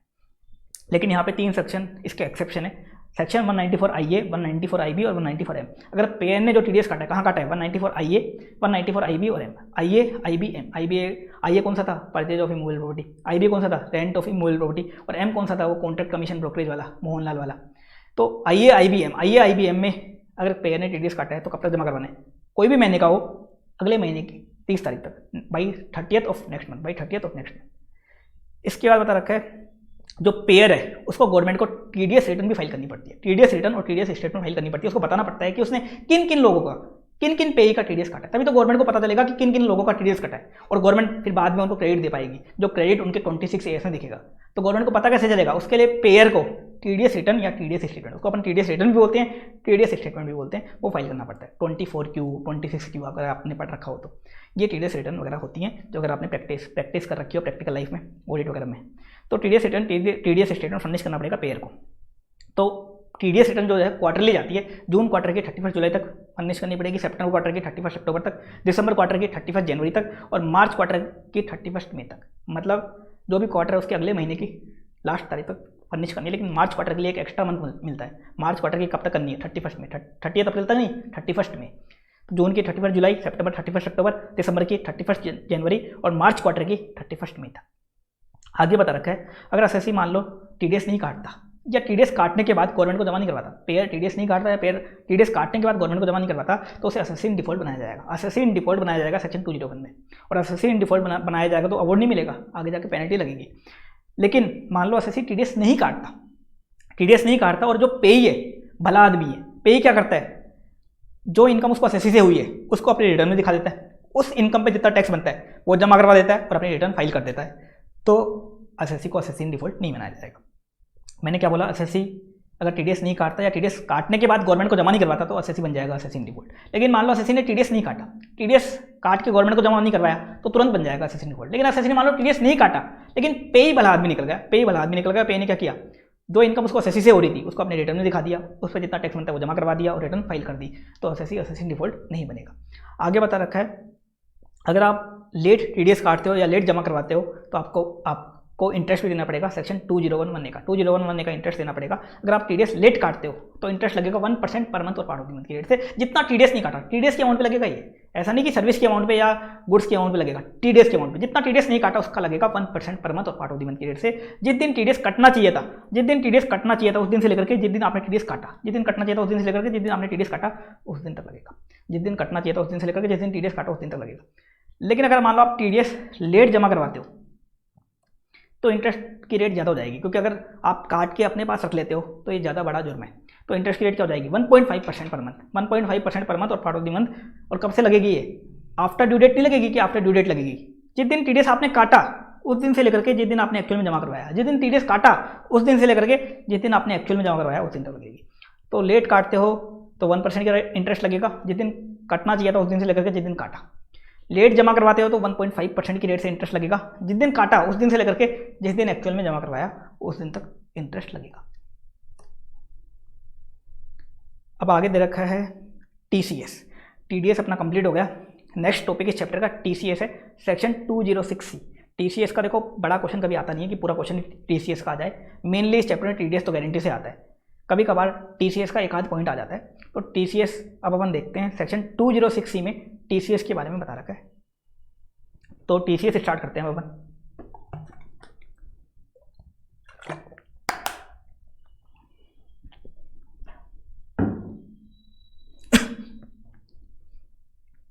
तो टीसीएस के पहले बेसिक देख लेते हैं। टीसीएस जो है ना, सेलर कलेक्ट करता है बायर से। सेलर क्या करता है, बायर से कलेक्ट करता है। जैसे मान लो बायर एक है, एक पर्सन अमन, वो कार खरीदने गया, 20 लाख की उसने कार खरीदी। तो जो सेलर है, मान लो होंडा शोरूम पे गया वो, तो होंडा शोरूम वाले क्या करेंगे, 20 लाख तो कार के लेंगे और 20 लाख पे 1% की रेट से टीसीएस और लेंगे उससे। 1%, 20 लाख का 1% करो, 20,000 टीसीएस के नाम के और ले लेंगे उससे। तो यहाँ सेलर कलेक्ट करता है बायर से। टीडीएस में क्या होता था, जो पेयर होता था ना वो काटता था, पे का पेयर जो है, जो पे कर रहा है वो काटता था। लेकिन यहाँ पे जो सेल कर रहा है, मतलब जो अमाउंट रिसीव कर रहा है, सेलर कलेक्ट करता है बायर से।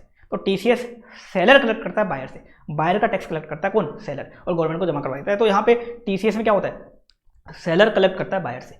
और टीसीएस कब कलेक्ट करना पड़ता है, रिसीव क्या बोलते हैं, रिसिप्ट ऑफ अमाउंट और debiting the party, receipt of amount और debiting the party which ever जल्दी।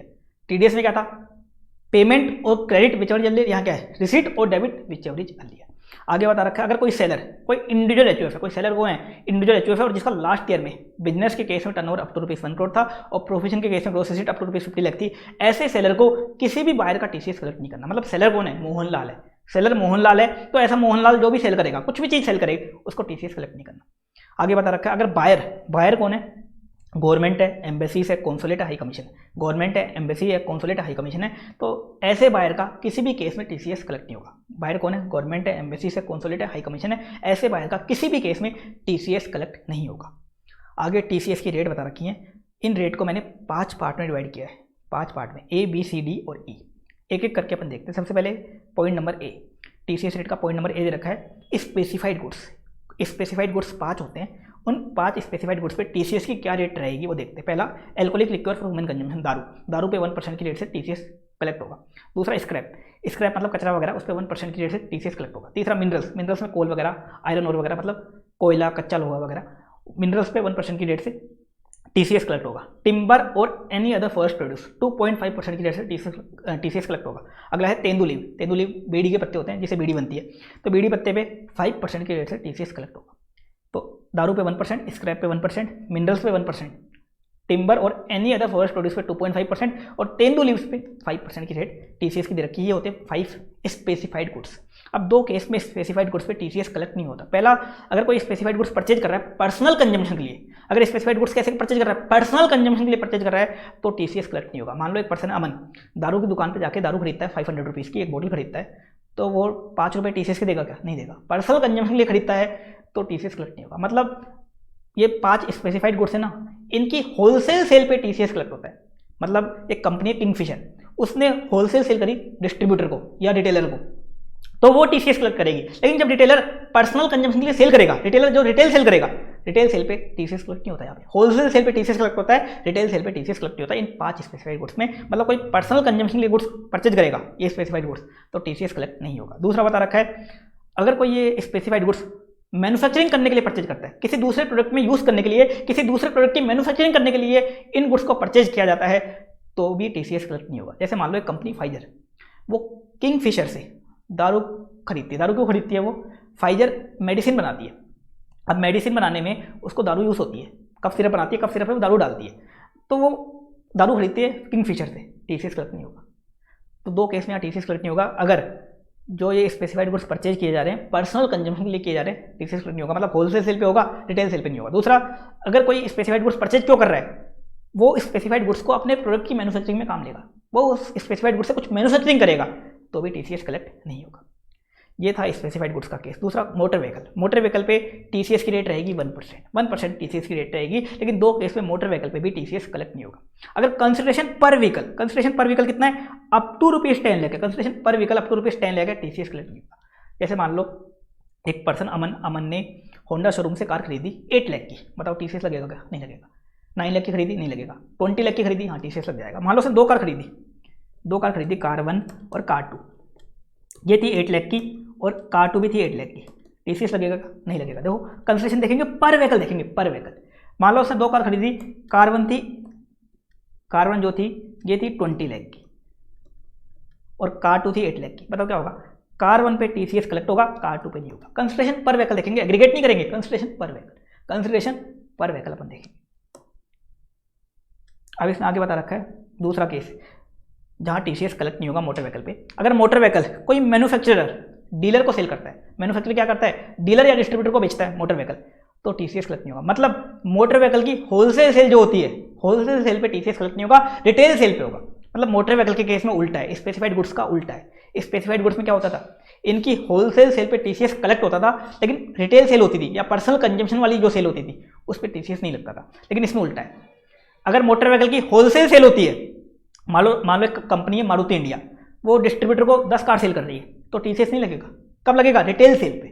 कोई पर्सनल कंजम्पशन के लिए कोई खरीद रहा है तब मोटर व्हीकल पे टीसीएस लगता है। और कब लगता है? कंसिडरेशन पर व्हीकल 10 लाख से ज़्यादा है तो लगता है, 10 लाख तक है तो नहीं लगता। तो ये है मोटर व्हीकल का केस।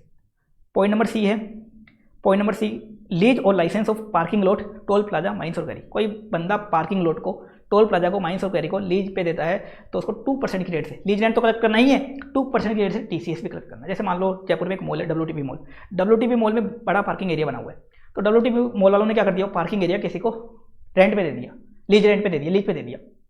तो WTP मॉल वाले रेंट तो कलेक्ट करेंगे ही, साथ में क्या करेंगे? 2% का टीसीएस भी कलेक्ट करेंगे। ये था point number C. Point number D, overseas remittance और ओवरसीज टूर पैकेज। इसमें सबसे पहले देखते हैं ओवरसीज रेमिटेंस। ये क्या होता है? देखो कोई बंदा, एक पर्सन है, मिस्टर ए, ये इंडिया में रहता है और इसकी फैमिली जो है, मिस्टर ए की जो फैमिली है, बच्चे वगैरह, बीवी वगैरह, माता पिता वगैरह, वो सब यूएस में रहते हैं। अब मिस्टर ए इंडिया में पैसा कमाता है, इंडिया में रहता है। अब मिस्टर ए को इंडिया के बाहर अपनी फैमिली को पैसा भेजना है, घर खर्च चलाने के लिए, घूमने फिरने के लिए पैसा भेजना है इसको। तो ऐसा नहीं करेगा कि मिस्टर ए पैसे को पार्सल में पैक करेगा और पार्सल कर देगा, ऐसा नहीं होगा। मिस्टर ए को क्या करना पड़ेगा? अपनी फैमिली को पैसा भेजना है ना, तो बिचौलिया के थ्रू भेजना पड़ेगा। बिचौलिया कौन? यहाँ बिचौलिया होगा ऑथराइज डीलर के थ्रू उसको पैसा भेजना पड़ेगा। डीलर कौन होता है? जनरली बैंक्स होते हैं, HDFC बैंक वगैरह, ICICI बैंक वगैरह, ये बैंक के थ्रू उसको पैसा भेजना पड़ेगा। मिस्टर ए पहले क्या करेगा? पैसा बैंक में डालेगा और बैंक यहाँ भेजेगा। फेमा का रूल वगैरह लगते हैं, फेमा के प्रोविजन लगते हैं, वो अलग बात है। तो ऑथराइज डीलर के थ्रू मिस्टर ए अपनी फैमिली को पैसा भेज सकता है। तो अगर मिस्टर ए रेमिट करना चाहता है पैसा, तो किसके थ्रू करेगा? डीलर के थ्रू करेगा। तो यहाँ पे डीलर क्या करेगा? मिस्टर ए का टीसीएस कलेक्ट करेगा। कैसे कलेक्ट करेगा? अगर मिस्टर ए इंडिया के बाहर पैसा रेमिट करता है, इंडिया के बाहर पैसा कितना रेमिट करता है? 7 लाख तक करता है। 7 लाख तक करता है तो कोई दिक्कत नहीं है, कोई टीसीएस कलेक्ट नहीं होगा। लेकिन 7 लाख से ज़्यादा करता है, 7 लाख से ज़्यादा करता है इंडिया के बाहर पैसा रेमिट, तो 5% की रेट से टीसीएस कलेक्ट होगा इन एक्सेस ऑफ 7 लाख। मतलब यहाँ पे लिमिट है, तो एक्सेस वाले पे, खाली एक्सेस वाले पे 5% का टीसीएस लगेगा। जैसे मान लो मिस्टर ए इंडिया के बाद फैमिली को 10 लाख रुपीस रेमिट करता है, तो टीसीएस पूरे 10 लाख पे नहीं लगेगा, 7 लाख से ऊपर जो एक्सेस है, 7 लाख से ऊपर एक्सेस कितना है, 3 लाख, 3 लाख पे 5% की रेट से टीसीएस कलेक्ट होगा, 3 लाख पे 5% की रेट से यहाँ टीसीएस कलेक्ट होगा। ये केस था ओवरसीज रेमिटेंस वाला। अब इसमें एक पॉइंट और दे रखा है, अगर मान लो जो रेमिटेंस है, रेमिटेंस जो मिस्टर ए ने किया, कैसे किया बेचारे ने, मिस्टर ए ने इंडिया के अंदर किसी फाइनेंशियल इंस्टीट्यूशन से लोन लिया है, और लोन भी किसके लिए लिया है, एजुकेशन के लिए लोन लिया है। कोई एजुकेशन लोन लिया है मिस्टर ए ने इंडिया के अंदर फाइनेंशियल इंस्टीट्यूशन से, और वो पैसा वो अब अपनी फैमिली को भेज रहा है, वो पैसा वो क्या कर रहा है, फैमिली को रेमिट कर रहा है। तो ऐसे केस में क्या होगा, टीसीएस की जो रेट हो जाएगी ना 5% की जगह कितनी होगी, 0.5%। मिस्टर ए इंडिया के बाहर क्या करता है, इंडिया में एजुकेशन लोन लेता है फाइनेंशियल इंस्टीट्यूशन से, और वो पैसा रेमिट करता है, तो टीसीएस की रेट कितनी होगी, ओनली 0.5%। अब यहाँ पे एक चीज़ हो रही है, overseas tour package. Overseas tour package काफ़ी सारे लोग क्या करते हैं, इंडिया के बाहर घूमते हैं, हनीमून वगैरह मनाते हैं, तो वो टूर पैकेज ले लेते हैं। इंडिया के बाहर घूमने का टूर पैकेज होता है जिसमें सारी चीज़ें आ जाती है, घूमने फिरने का खर्चा आ जाता है, ट्रैवलिंग का आ जाता है, होटल वगैरह का जो भी खर्चा होता है, खाने पीने का सब आ जाता है। तो टूर पैकेज लेते हैं टूर एंड ट्रेवल्स की कंपनी से। तो ओवरसीज टूर पैकेज मान लो कोई पर्सन ले रहा है इंडिया के बाहर घूमने के लिए, तो जितने भी अमाउंट का ले रहा है उस पर 5% की रेट से टीसीएस कलेक्ट होगा। यहाँ कोई लिमिट नहीं है 7 लाख की, यहाँ कोई लिमिट नहीं है। मान लो ओवरसीज टूर पैकेज 1 लाख का है, 1 लाख पे 5% की रेट से जो टूर एंड ट्रैवल की कंपनी है वो 5% की रेट से उसका टीसीएस भी क्या करेगी, कलेक्ट करेगी, उसका टीसीएस भी क्या करेगी, कलेक्ट करेगी। ये था पॉइंट नंबर डी। अब आ जाओ point number E, sale of goods of value exceeding 50 lakh. अगर कोई बंदा क्या कर रहा है, गुड्स सेल कर रहा है 50 लाख से ज़्यादा के, कोई बंदा गुड्स सेल कर रहा है 50 लाख से ज़्यादा के, तो क्या होगा, किसी पर्सन को अगर 50 लाख से ज़्यादा की गुड सेल कर रहा है तो वो क्या करेगा, 50 लाख से ज़्यादा की जितनी भी सेल है, मान लो 70 लाख की उसने सेल करी, तो 70 लाख की जो सेल करी, तो एक्सेस जो सेल है, एक्सेस वाली कितनी हुई, एक्सेस वाली 20 लाख, 20 लाख पे 0.1% की रेट से, 0.1% की रेट से क्या करेगा, टीसीएस भी कलेक्ट करेगा, टीसीएस भी कलेक्ट करेगा। अब इसमें एक नोट है, नोट क्या है, अगर एक्सपोर्ट सेल हुई है, एक्सपोर्ट सेल के केस में यहाँ टीसीएस कलेक्ट नहीं होगा। दूसरा, जो गुड्स पॉइंट ए में कवर्ड है, पॉइंट ए में कौन से गुड्स कवर्ड है, स्पेसिफाइड गुड्स, इन स्पेसिफाइड गुड्स के केस में पॉइंट ए ही लगेगा, इन पे पॉइंट ए ही लगेगा, पॉइंट ई कभी भी नहीं लगेगा, पॉइंट ई कभी भी नहीं लगेगा। अगर आप अब बोलोगे मोटर व्हीकल, देखो मोटर व्हीकल के केस में क्या बोला सीबीडीटी ने कि अगर मोटर व्हीकल पॉइंट बी में कवर्ड हो जाती है तो पॉइंट बी में टीसीएस कलेक्ट होगा उनका। अगर पॉइंट बी में कवर्ड नहीं हो पाती, पॉइंट बी में कवर्ड नहीं हो पाती और मोटर व्हीकल की सेल 50 लाख से ज़्यादा हो रही है तो फिर पॉइंट ई लग जाएगा, ये बोला। अब इसमें एक कंडीशन और है, ये जो टीसीएस है पॉइंट नंबर ई वाला, ये तभी अप्लाई होगा अगर जो सेलर है, सेलर का लास्ट ईयर का टर्नओवर 10 करोड़ से ज़्यादा था, सेलर का लास्ट ईयर का टर्नओवर 10 करोड़ से ज़्यादा था, तो ही पॉइंट ई में वो टीसीएस कलेक्ट करेगा।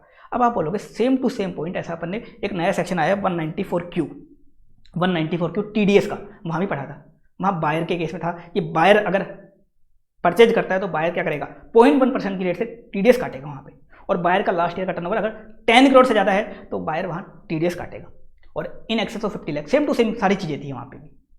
तो ये तो दोनों का केस हो गया, मतलब एक बायर है मान लो 50 लाख से ज़्यादा का परचेज कर रहा है तो बायर टीडीएस काट लेगा, सेलर टीसीएस कलेक्ट कर लेगा। लेकिन इसमें इन्होंने बोल दिया, क्या बोला इन्होंने बोला अगर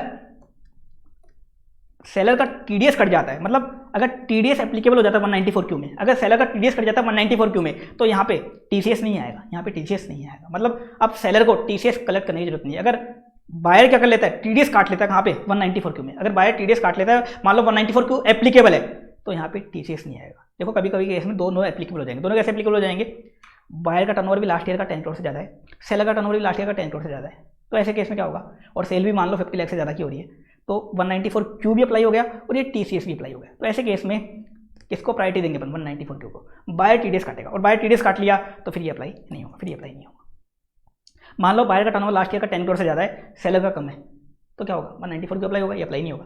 मान लो बायर का टर्नओवर लास्ट ईयर का 10 करोड़ से कम है और सेलर का टर्नओवर लास्ट ईयर का 10 करोड़ से ज़्यादा था, तो क्या होगा, तो 194Q अप्लाई ही नहीं होगा, 194Q अप्लाई नहीं होगा तो ये अप्लाई हो जाएगा, ये अप्लाई हो जाएगा। तो मतलब पॉइंट नंबर ये अप्लाई कब होगा, सेलर का टर्नओवर ज़्यादा था 10 करोड़ से ज़्यादा लास्ट ईयर का और बायर का नहीं था, और जो सेल हो रही है 50 लाख से ज़्यादा की हो रही है, उस बायर को जो सेल हो रही है कितनी हो रही है, 50 लाख से ज़्यादा की हो रही है, तो जाके पॉइंट ई अप्लाई होगा।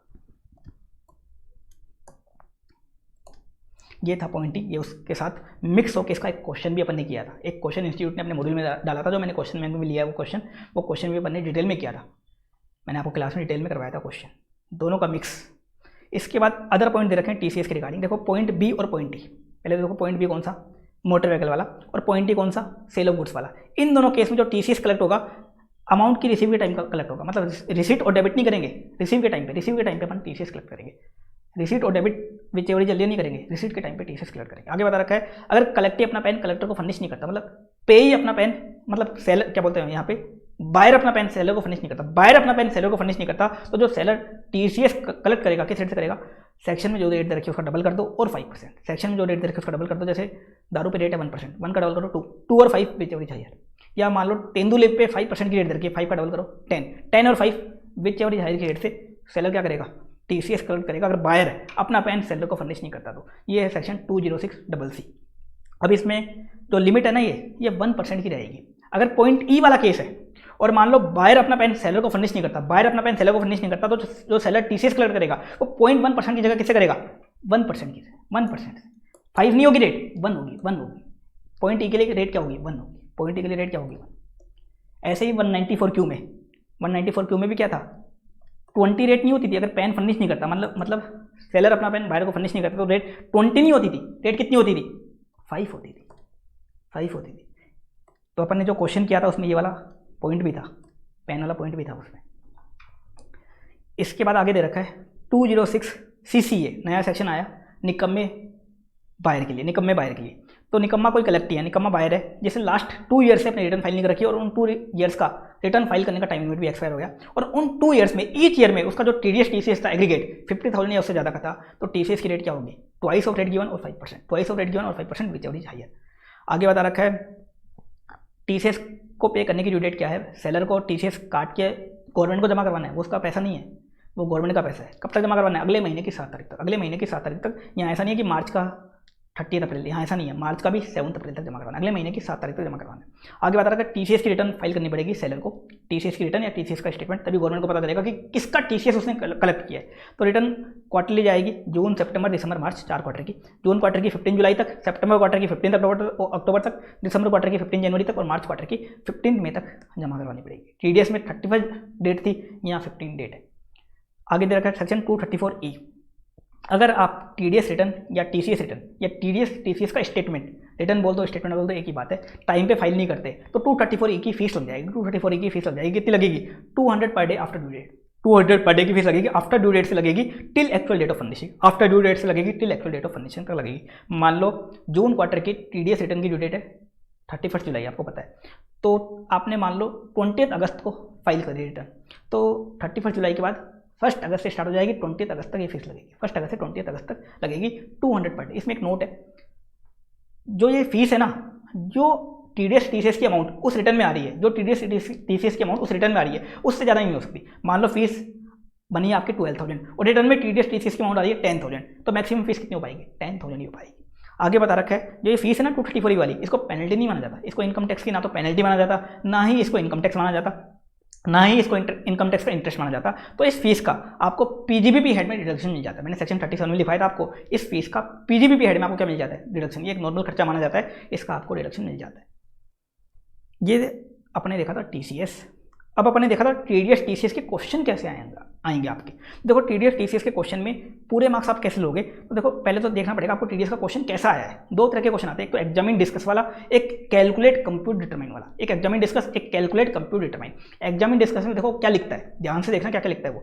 Examine discuss TDS liability, examine discuss TDS implication, examine discuss TDS provision, examine discuss TDS applicability, examine discuss TDS obligation, examine discuss whether TDS attract और नोट। ये लिखता है। तो इसमें आपको टीडीएस अमाउंट नहीं निकालना, बस आपको डिस्कशन करना है। अब कैसे करना है वो देखो, आपको सबसे पहले लिखना है प्रोविजन विद सेक्शन नंबर। मैंने आपको बोला था हो सके तो टीडीएस वाले सेक्शन याद कर लेना, 192 से लेकर के 194Q तक ये जरूर याद कर लेना। बाकी कुछ भी याद मत करो, आप इनके सेक्शन नंबर याद कर लेना। बाकी आप किसी भी सेक्शन को याद नहीं करो, कोई दिक्कत नहीं चलेगा, लेकिन टीडीएस वाले हो सके तो याद कर लेना। इससे देखो क्या होगा, एक तो गिच पिच नहीं होगी, आपको सेक्शन वाइज चीज़ें याद हो जाएंगी और सेक्शन वाइज आपको रेट भी याद रखनी है। देखो टीडीएस में रेट को समझने का कोई तरीका नहीं है कि आप समझ के याद कर लोगे, रेट तो याद ही करनी पड़ेंगी आपको। तो सेक्शन नंबर के साथ आप रेट याद करोगे, आराम से आपको याद रह पाएंगे। तो सेक्शन नंबर लिखोगे भी तो अच्छा फायदा रहेगा। तो यहाँ पे आपको प्रोविजन लिखना है विद सेक्शन नंबर, और प्रोविजन में क्या क्या चीज़ें लिखनी है, 3 चीज़ें लिखनी है आपको। ऐसा नहीं कि क्वेश्चन आया 194C का, आपने 194C पूरा का पूरा उतार दिया, ऐसा नहीं करना आपको, इतना टाइम आपके पास नहीं है वहाँ पे। आपको एक तो रेट लिखनी है उस सेक्शन की, उस सेक्शन की जो लिमिट दे रखी है एग्जामिशन लिमिट वो लिखनी है, और कोई स्पेसिफिक पॉइंट आया, मतलब एडिशनल पॉइंट में इतने सारे पॉइंट थे, उसमें से कोई स्पेसिफिक पॉइंट आया है वो लिखना है। और उसके बाद अपन को कंक्लूजन देना है कि टीडीएस कटेगा नहीं कटेगा। जैसे एक एग्जांपल लूँ मैं, मान लो एक बंदे ने प्रोफेशनल फीस का पेमेंट किया 40,000 का, तो आपको लिखना है as per section 194J TDS is deducted at the rate 10% on professional fees. ये लिख दिया। हाउएवर फिर लिमिट लिखेंगे अपन, however no TDS on professional fees if payment is ₹30,000 for year, ये लिख दिया अपन ने, लिमिट लिख दिया। उसके बाद आपको लिखना है, कोई स्पेसिफिक पॉइंट है तो लिख देना, नहीं तो सीधा कंक्लूजन देंगे कि इन this case since payment for professional fees is ₹40,000 तो सो TDS is accepted eight the rate 10% on professional fees. बस इतना लिखना है, निकालना नहीं है, बस इतना लिख के छोड़ना है, ये आपको पूरे मार्क्स मिलेंगे। और ये पॉइंट्स में आंसर देना, पॉइंट्स में, पैराग्राफ मत बनना, पॉइंट्स में आंसर देना।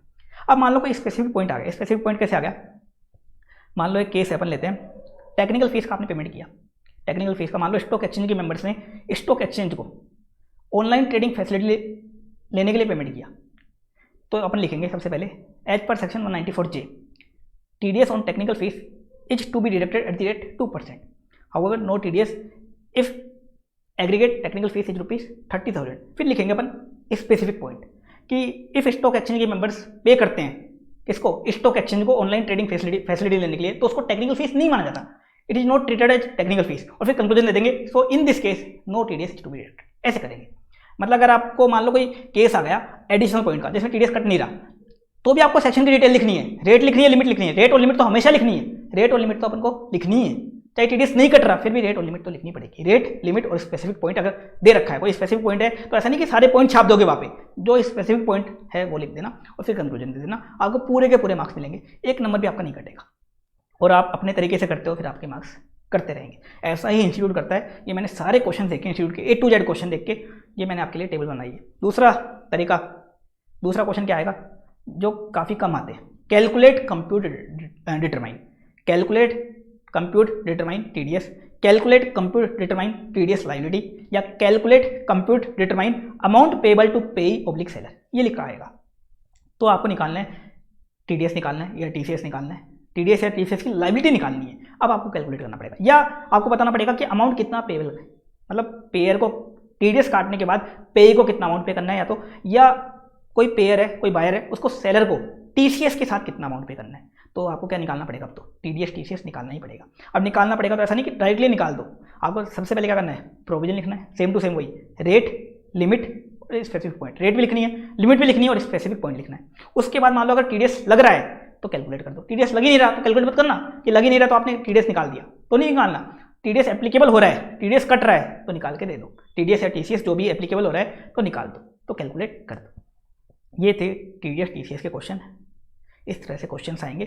ये आपको देखना है कि किस टाइप का क्वेश्चन है, एग्जामिन डिस्कस वाला है या कैलकुलेट वाला है। एग्जामिन डिस्कस वाला है तो आपको निकालना नहीं है TDS, कैलकुलेट वाला है तो निकाल के दिखाना है आपको, लेकिन प्रोविजन विद सेक्शन नंबर आपको हमेशा लिखना है, rate, limit, specific point, rate, limit, specific point, ये जरूर लिखना है। ये था TDS TCS, डिटेल में देख लिया। अब इस चैप्टर में एक टॉपिक हो रहा है एडवांस टैक्स वाला, एडवांस टैक्स और रिफंड वाला, वो और देख लेते हैं। अब एडवांस टैक्स क्या है, देखो गवर्नमेंट ने क्या किया, एक कंपनी है A लिमिटेड का गवर्नमेंट ने पेयर से TDS कटवा लिया, पेई से उसका पेयर से TDS कटवा लिया, सेलर से उसका TCS कलेक्ट करवा लिया। अभी भी गवर्नमेंट को चैन नहीं है, गवर्नमेंट बोलती है A लिमिटेड को, देखो आपके ऊपर तो रेट है, आप कंपनी हो तो आपके ऊपर 25-30% की रेट लगती है, हमने जो TDS TCS आपका कटवाया है या कलेक्ट करवाया है वो काफ़ी कम रेट से करवाया है, 1%, 2%, 5%, 10%, तो अभी भी आपका काफ़ी सारा टैक्स बनता है। तो प्रीवियस ईयर के अंदर आप क्या करो, आप अपनी खुद की इनकम को एस्टिमेट करो, गवर्नमेंट बोलती है A लिमिटेड को आप अपनी खुद की इनकम को एस्टिमेट करो कि आप कितना रुपया कमाओगे, कितनी इनकम अर्न करोगे, उस इनकम पे आप एस्टिमेटेड टैक्स निकाल लो। एस्टिमेटेड टैक्स निकाल के जितना भी आपका टैक्स बनता है वो हमको प्रीवियस ईयर के अंदर जमा करा दो, वो टैक्स आप हमको प्रीवियस ईयर के अंदर ही जमा करवा दो, ये होता है एडवांस टैक्स। एस्टिमेटेड निकालते हैं और एस्टिमेटेड करके आप प्रीवियस ईयर के अंदर जो टैक्स जमा करवा देते हो गवर्नमेंट को, खुद से जो जमा करवा देते हो वो होता है एडवांस टैक्स। प्रीवियस ईयर के अंदर ही आपने प्रीवियस ईयर की इनकम पे एस्टिमेट करके जो टैक्स जमा करवाया वो होता है एडवांस टैक्स। अभी निकालते कैसे हो, सबसे पहले आप अपनी एस्टिमेटेड इनकम निकालते हो, उसमें बाद आप देखते हो कि आपका करंट ईयर में एस्टिमेटेड TDS कितना कटेगा, या आपका सेलर एस्टिमेटेड TCS कितना कलेक्ट करेगा, या आप कोई रिलीफ लोगे, रिलीफ कौन सी, सेक्शन 1991 की रिलीफ आती है, 1991 की डबल टैक्स रिलीफ आती है, अगर आप वो लोगे तो वो लेस कर देते हो, या आपका कोई मैट या AMT क्रेडिट अगर आप सेट ऑफ करोगे तो वो लेस कर देते हो। ये एस्टिमेटेड होता है, एक्चुअल वाला नहीं, एस्टिमेटेड वाला, ये लेस करके आपकी जाती है एस्टिमेटेड एडवांस टैक्स लायबिलिटी, और इतना पैसा आप गवर्नमेंट को जमा करवा देते हो। अब दो केस में एडवांस टैक्स जमा नहीं करवाना होता, अगर आपकी एडवांस टैक्स लायबिलिटी 10,000 से कम आ रही है, 10,000 से कम आ रही है नहीं करवाना। दूसरा केस, कोई रेजिडेंट सीनियर सिटीजन है और उसकी PGBP की इनकम नहीं है, कोई रेजिडेंट सीनियर सिटीजन है उसकी PGBP हेड की इनकम नहीं है, तो उसको भी एडवांस टैक्स जमा नहीं करवाना। आगे बता रखा है एडवांस टैक्स जो जमा करवाना है एक साथ जमा नहीं करवाना, 4 इंस्टॉलमेंट में होगा, प्रीवियस ईयर में 4 इंस्टॉलमेंट में जमा होगा। मान लो प्रीवियस ईयर 21-22 है तो 4 इंस्टॉलमेंट में जाएगा, अप टू 15 जून, सबसे पहले अप टू 15 जून 21 तक जाएगा 15% ऑफ एडवांस टैक्स लायबिलिटी, जो भी आपकी एडवांस टैक्स लायबिलिटी आती है उसका 15%। 15 सितंबर तक देना पड़ेगा आपको 45%, 15 दिसंबर तक देना पड़ेगा 75% और 15 मार्च तक पूरा 100%। ये 15%, 45, 75, 100 एक क्यूमुलेटिव परसेंटेज है। ऐसा मत सोचना कि 15, 45, 75, 100 इन सबको जोड़ दोगे तो 235 हो जाएगी, ऐसा नहीं करना। ये क्यूमुलेटिव परसेंटेज है। 15 जून तक आपको 15% देना है, 15 सितंबर तक 45% तक देना है, 15 दिसंबर तक आपको 75% तक देना है और 15 मार्च तक आपको पूरा 100% एडवांस टैक्स जमा करवाना है। नहीं करवाओगे तो क्या होगा? कुछ नहीं होगा, बस खाली इंटरेस्ट लगेगा। अगर आप कम करवाते हो इंटरेस्ट लगेगा, ज़्यादा जमा करवा दिया तो भी कोई दिक्कत वाली बात नहीं, आपको बाद में रिफंड मिल जाएगा, विद इंटरेस्ट आपको रिफंड मिल जाएगा। अब आगे बता रखा है, अगर एसएससी 44AD 44ADA फॉलो करता है, 44AD ADA फॉलो करता है तो देखो अपने देखा था 44AD ADA में प्रेजेंटिव टैक्सेशन में कि ऐसे एसएससी को एक इंस्टॉलमेंट में एडवांस टैक्स जमा करवाना होता है। एक इंस्टॉलमेंट में एडवांस टैक्स जमा करवाना होता है कब तक? 15 मार्च तक। 15 मार्च तक एक इंस्टॉलमेंट में पूरा 100% जमा करवाना होता है। आगे बता रखा है, अगर आप 31 मार्च तक, प्रीवियस ईयर में 31 मार्च तक जो पे कर देते हो, जो भी टैक्स पे कर देते हो वो एडवांस टैक्स ही माना जाता है। मतलब प्रीवियस ईयर में जो भी पेमेंट करोगे टैक्स का वो एडवांस टैक्स ही माना जाएगा, वो एडवांस टैक्स माना जाएगा। लेकिन मान लो प्रीवियस ईयर की बात करते हो, 31 मार्च खत्म होने के बाद 1 अप्रैल को पेमेंट करते हो तो वो बन जाएगा सेल्फ असेसमेंट टैक्स। क्या बन जाएगा? सेल्फ असेसमेंट टैक्स, वो बोला जाएगा सेल्फ असेसमेंट टैक्स। लेकिन प्रीवियस ईयर में जो भी टैक्स पे करोगे वो बन जाएगा एडवांस टैक्स। अब देखो अगर आपने एडवांस टैक्स कम पे किया या एडवांस टैक्स पे नहीं किया तो आपको 234ABC का इंटरेस्ट लगेगा। 234ABC का इंटरेस्ट कैसे लगेगा वो अपन देखते हैं। 234A, B और C का इंटरेस्ट लगेगा, क्योंकि देखो अपन इनकम ठीक से एस्टिमेट नहीं कर सकते कि एकदम एक्यूरेट एस्टिमेट कर सकते, तो ये कम ज़्यादा हो सकती है। अगर आपने ज़्यादा एस्टिमेट कर ली और एक्चुअल में आपकी इनकम कम आई तो आपने मान लो ज़्यादा एस्टिमेट करके ज़्यादा टैक्स जमा करवा दिया, कम आई इनकम तो आपका टैक्स कम बना तो बाद में आपको रिफंड मिल जाएगा। लेकिन मान लो आपने इनकम कम एस्टिमेट करी, एक्चुअल में आपकी इनकम ज़्यादा आ गई तो आपने टैक्स कम जमा करवाया होगा, जबकि एक्चुअल में ज़्यादा टैक्स आ गया। ज़्यादा टैक्स आ गया तो अब क्या होगा? इंटरेस्ट देना पड़ जाएगा आपको। आपने कम जमा करवाया एडवांस टैक्स लेकिन आपको बना ज़्यादा, तो अब इंटरेस्ट देना पड़ जाएगा। अब इंटरेस्ट कैसे निकलता है वो देख लो। 234A, B और C में बता रखा है। पहला 234A, interest for delay in filing of ROI। अगर आप ROI लेट फाइल करते हो तो 234A का इंटरेस्ट लगता है। और अगर आप ROI लेट फाइल करते हो, ROI फाइल करने की ड्यू डेट मान लो 31 अक्टूबर है, आप 31 अक्टूबर की जगह मान लो 20 दिसंबर को फाइल करते हो, 234A का इंटरेस्ट देना पड़ जाएगा। कितना देना पड़ जाएगा? जो भी आपका टैक्स बकाया है, मतलब जो भी आपका टैक्स ड्यू है उस ड्यू टैक्स पे देना पड़ जाएगा। मान लो आपका टैक्स बनता था 4 लाख, आपने 3 लाख जमा करवा दिए थे, एडवांस टैक्स वगैरह TDS TC सब आपके 3 लाख तक जमा हो गए थे, तो 1 लाख आपका ड्यू हो गया, तो उस 1 लाख पे इंटरेस्ट लगेगा। अगर आपका टैक्स बकाया नहीं है तो मान लो ड्यू डेट तक आपने पूरा टैक्स जमा करवा दिया, फिर लगेगा क्या इंटरेस्ट? फिर नहीं लगेगा। फिर चाहे आप ROI लेट फाइल करो कोई दिक्कत नहीं है, अगर आप ड्यू डेट तक पूरा टैक्स जमा करवा देते हो तो इंटरेस्ट नहीं लगेगा। तो जितना भी आपका टैक्स बकाया है, जितना टैक्स आपका ड्यू है उस पर लगेगा। किस रेट से लगेगा? 1% पर मंथ और पार्ट ऑफ द मंथ की रेट से लगेगा। कब से कब तक लगेगा? जैसे ही ड्यू डेट खत्म हो जाएगी उसके नेक्स्ट डे से स्टार्ट होगा। ड्यू डेट 31 अक्टूबर है तो 1 नवंबर से स्टार्ट हो जाएगा। कब तक लगेगा? Till actual date of filing. आपने ROI जिस डेट फाइल करी, मान लो 20 दिसंबर को फाइल करी तो 20 दिसंबर तक ये लगेगा, till actual date of filing ROI तक ये लगेगा। 234 है। 234B क्या होता है? Interest for short payment of advance tax. आपने एडवांस टैक्स का शॉर्ट पेमेंट किया, आपने इनकम एस्टिमेट कर दी थी 10 लाख, 10 लाख के अकॉर्डिंग आपका एडवांस टैक्स आया था 3 लाख, 3 लाख आपने जमा करा दिया मान लो, और आपकी एक्चुअल में इनकम आ गई मान लो 15 लाख, 15 लाख के अकॉर्डिंग आपका एडवांस टैक्स बनता था मान लो 4 लाख बनता था, तो आपने 1 लाख का शॉर्ट पेमेंट किया, तो एडवांस टैक्स जो शॉर्ट पेमेंट किया उस पर लगेगा 234B का इंटरेस्ट। किस रेट से लगेगा? 1% पर मंथ और पार्ट ऑफ द मंथ की रेट से लगेगा। और कब से कब तक लगेगा? यहाँ देखो पीरियड कब से कब तक है, 1 अप्रैल ऑफ असेसमेंट ईयर। जो आपका असेसमेंट ईयर है उसके 1 अप्रैल से स्टार्ट हो जाएगा, और जिस दिन आप एडवांस टैक्स जो छोट पे किया है जमा करवाओगे उस दिन तक लगेगा। 1 अप्रैल ऑफ असेसमेंट ईयर से स्टार्ट होगा और till actual date of payment तक ये लगेगा। ये था 234B का इंटरेस्ट। इसमें 2 नोट है। पहला नोट है, अगर एडवांस टैक्स जो आप पे कर देते हो, एक्चुअल एडवांस टैक्स लायबिलिटी का 90% तक भी पे कर देते हो, जो आपकी एक्चुअल एडवांस टैक्स बनता है, मान लो आपका एक्चुअल एडवांस टैक्स 4 लाख बनता है, 4 लाख अगर आप 90% तक भी पे कर देते हो तो 234B का इंटरेस्ट नहीं लगेगा, 234B से बच जाओगे। 10% का गवर्नमेंट ने आपके ऊपर यहाँ रहम कर दिया, 10% का आपको यहाँ टॉलरेंस बैंड दे दिया कि 90% तक भी पे कर देते हो तो 234B का इंटरेस्ट नहीं लगेगा, लेकिन 90% से कम करते हो फिर तो लगेगा ये। और आगे एक चीज़ और बता रखी है, 234A और B के लिए बता रखी है कि 234A और B में आप जो एक्चुअल टैक्स निकालोगे, तो एक्चुअल टैक्स निकालोगे आप ROI के अकॉर्डिंग जो इनकम आ रही है आपकी, एक्चुअल जो इनकम आ रही है उसके अकॉर्डिंग निकालोगे, और उसके अकॉर्डिंग फिर आप इंटरेस्ट निकालोगे। लेकिन मान लो आपकी जो इनकम है 143(1) की एक प्रोसेसिंग होती है, 143(1) की प्रोसेसिंग होती है जो अपन असेसमेंट में देखेंगे, उस प्रोसेसिंग में बढ़ जाती है आपकी इनकम या कम हो जाती है, या मान लो आपका केस स्क्रूटनी में चला जाता है और AO आपकी इनकम कम ज़्यादा कर देता है, तो आप जो ये टैक्स निकालोगे कौन सा निकालोगे?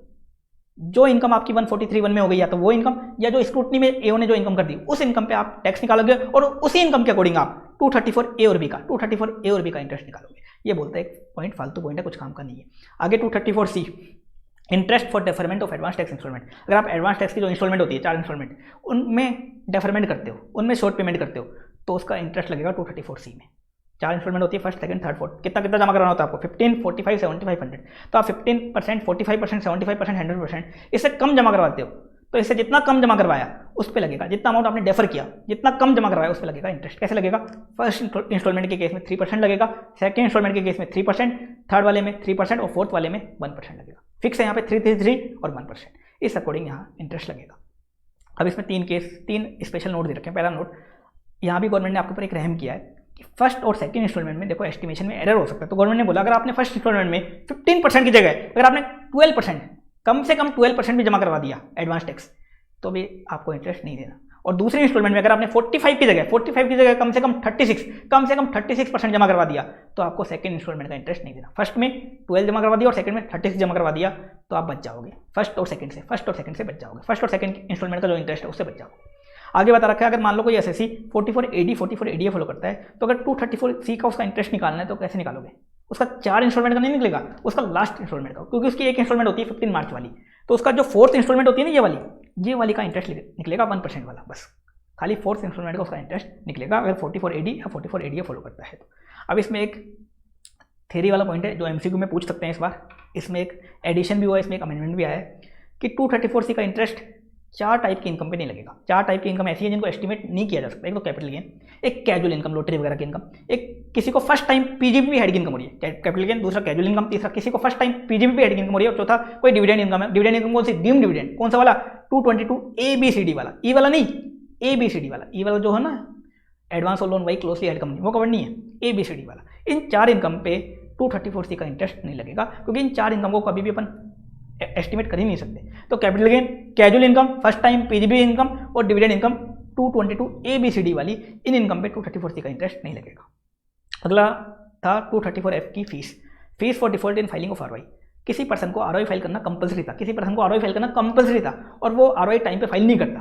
कोई पर्सन था जिसको आरओआई फाइल करना, मान लो एक कंपनी ए लिमिटेड, कंपलसरी था, उसने टाइम पे आरओआई फाइल नहीं करी, 31 अक्टूबर ड्यू डेट थी, उसे ड्यू डेट के बाद फाइल करी, 5000 की फीस लग जाएगी 234F की। 5000 की क्या लग जाएगी? फीस। इंटरेस्ट तो लगेगा ही, फीस हो लग जाएगी।